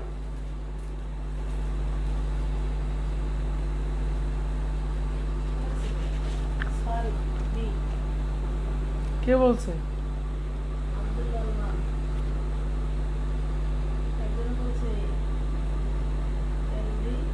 So good game হবে, সো গুড গেম,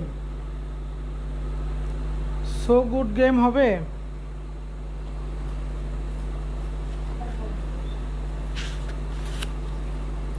45 নম্বর, 105 পৃষ্ঠা, ভালো করে দেখো, 111 পৃষ্ঠা।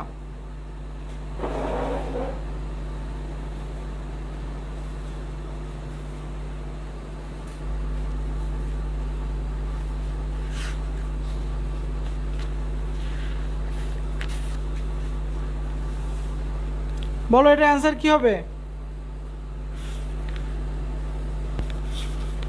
দে প্লেড সো গুড গেম, কোথা থেকে লিখলাম আমরা? এটা তোমাদের exam.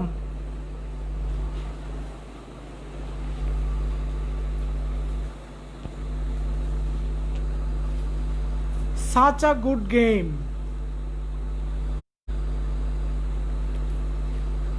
Such a good game. তোমারটা ঠিক আছে?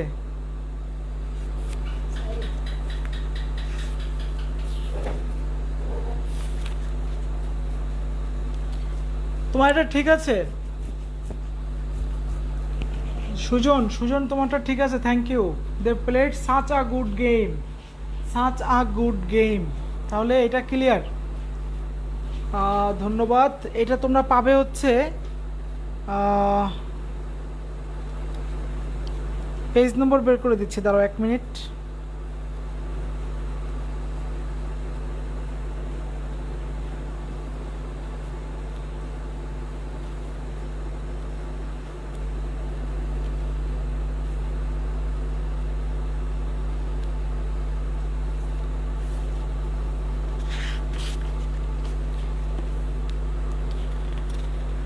এটা হচ্ছে 145-46।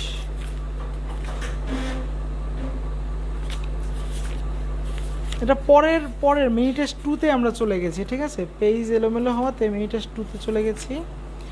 157 পৃষ্ঠায় পাবা, 157 পৃষ্ঠায়। এটার সমাধান হচ্ছে 157 পৃষ্ঠায়। Such a, such a, such a, ঠিক আছে? তাহলে আমি আর একটা দিব, লাস্ট, আজকের জন্য last.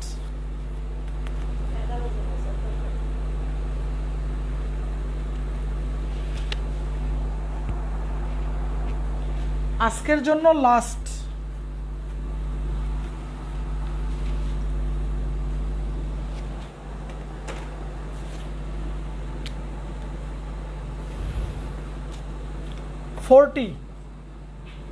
because they have moved, they have moved away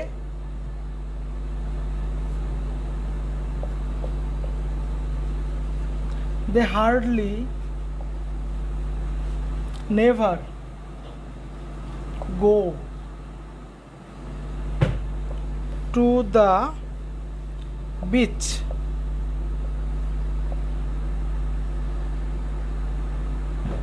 anymore.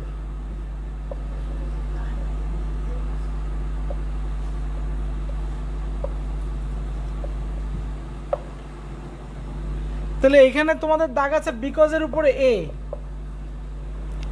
তাহলে হ্যাভ মুভড, এটা হচ্ছে B, hardly never C, to the beach, এটা হচ্ছে ডি। এখানে কোনটা ভুল আছে কাইন্ডলি কমেন্ট করবেন, কোনটা ভুল আছে? Last, because they have moved away they hardly never go to the beach anymore. তারা because they have moved away, তারা এখান থেকে চলে গিয়েছিল, তারা they hardly never go to the beach anymore, তারা বিচে আর যেত না। এই হার্ডলি এভার, হ্যাঁ হার্ডলি এভার, হার্ডলি থাকলে নেভার হবে না, ডাবল নেগেটিভ হবে না কোনো সেন্টেন্সে। তাহলে এটা তোমরা পেরেছো, থ্যাংক ইউ, থ্যাংক ইউ, সবার হয়েছে। সাবিয়াহা মৌ সি নম্বর, ঠিক আছে, থ্যাংক ইউ। তারপরে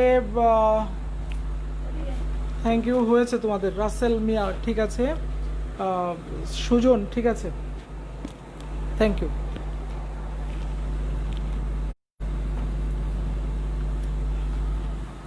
তোমরা থাকলে কিন্তু আমি আছি, তোমরা না থাকলে আমিও নাই। বলো তোমরা কি চাও আরো দু একটা করাই? ভালো লাগছে, তোমরা পারলে আমাদের ভালো লাগে।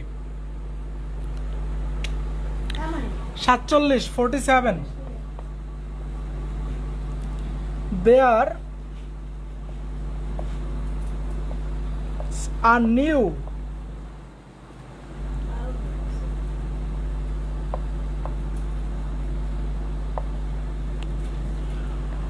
oriental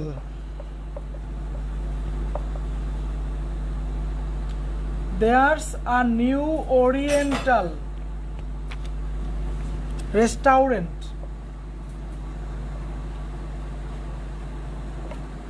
There's a new oriental restaurant in town.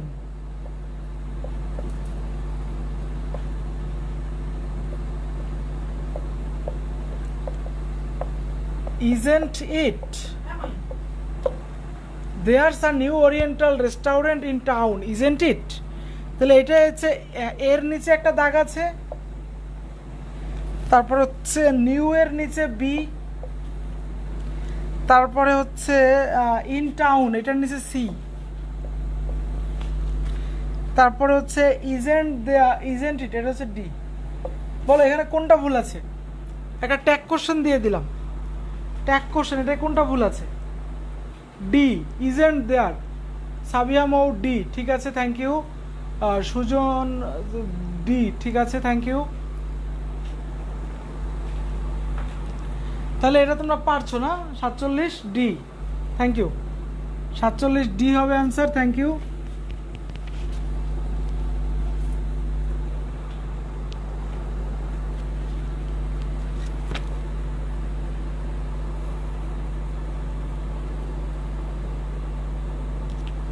আচ্ছা 36 36 Catherine, Catherine is studying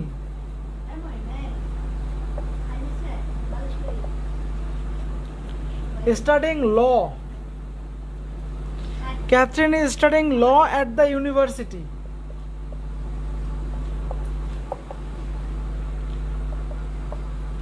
Catherine is studying law at the university and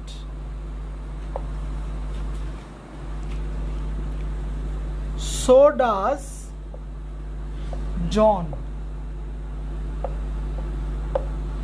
বলো এখানে কোনটা ভুল আছে? এটা হচ্ছে ডি নম্বর, তারপরে হচ্ছে অ্যাট দ্য ইউনিভার্সিটি এটা হচ্ছে সি নম্বর, তারপরে হচ্ছে ল হচ্ছে বি নম্বর, স্টাডিং হচ্ছে এ নম্বর, স্টাডিং এ নম্বর, বি নম্বরের law, at the university C, so does John D. তাহলে এখানে কোনটা ভুল আছে বলেন?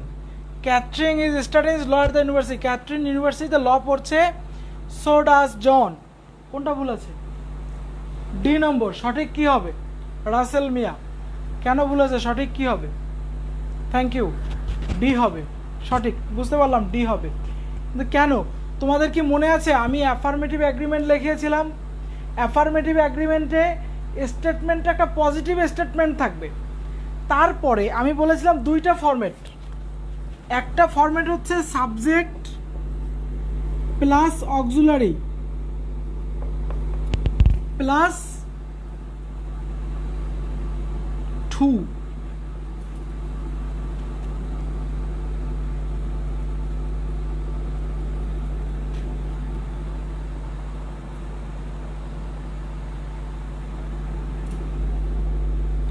So auxiliary subject. বলো এটাই কি ভুল আছে?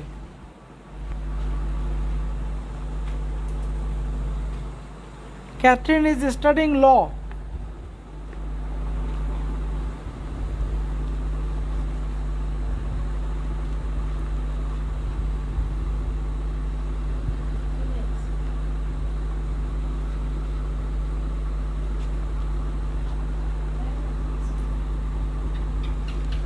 বলো কি ভুল আছে? এই যে অক্সিলারিটা দেখো, এইখানে অক্সিলারি কি ছিল? ইজ ছিল না? তাহলে আমি কেন এখানে ডাজ দেব ভাই? এই অক্সিলারিটাই তো এখানে আসবে, ইজ হবে এখানে, ঠিক আছে? So is John, so is John যারা বলেছো তাদেরটা ঠিক আছে, সো ইজ জন যারা বলেছো তাদেরটা ঠিক আছে, থ্যাংক ইউ। তাহলে ঠিক আছে, তোমরা এই উত্তরটা পাবা কোথায় আমি বলি, বাসায় প্র্যাকটিস করবে। বাসায় প্র্যাকটিস করার পরে তোমরা 246 পৃষ্ঠা সম্ভবত, হ্যাঁ মিনিটেস 246 242 পৃষ্ঠা সলিউশন।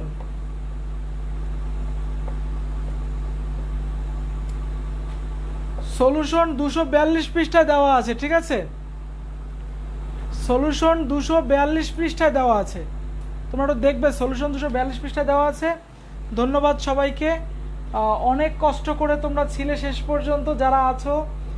শ্রাবণ, তারপরে হচ্ছে আবদুল্লাহ আল মামুন, তারপরে সাবিহা মৌ, তারপরে সুজন, রাসেল মিয়া, তারপরে আরও যারা আছো তোমাদেরকে আন্তরিক ধন্যবাদ। তোমরা অনেক কষ্ট করেছো, এত রাত জেগে আছো, ইনশাল্লাহ তোমরা এই পরিশ্রমের ফলাফল পাবে। মাহবুব যুক্ত হয়েছো আমাদের সাথে, ধন্যবাদ। তো ঠিক আছে, আমরা এখানেই শেষ করতে চাচ্ছি। আল্লাহ হাফেজ, আসসালামু আলাইকুম।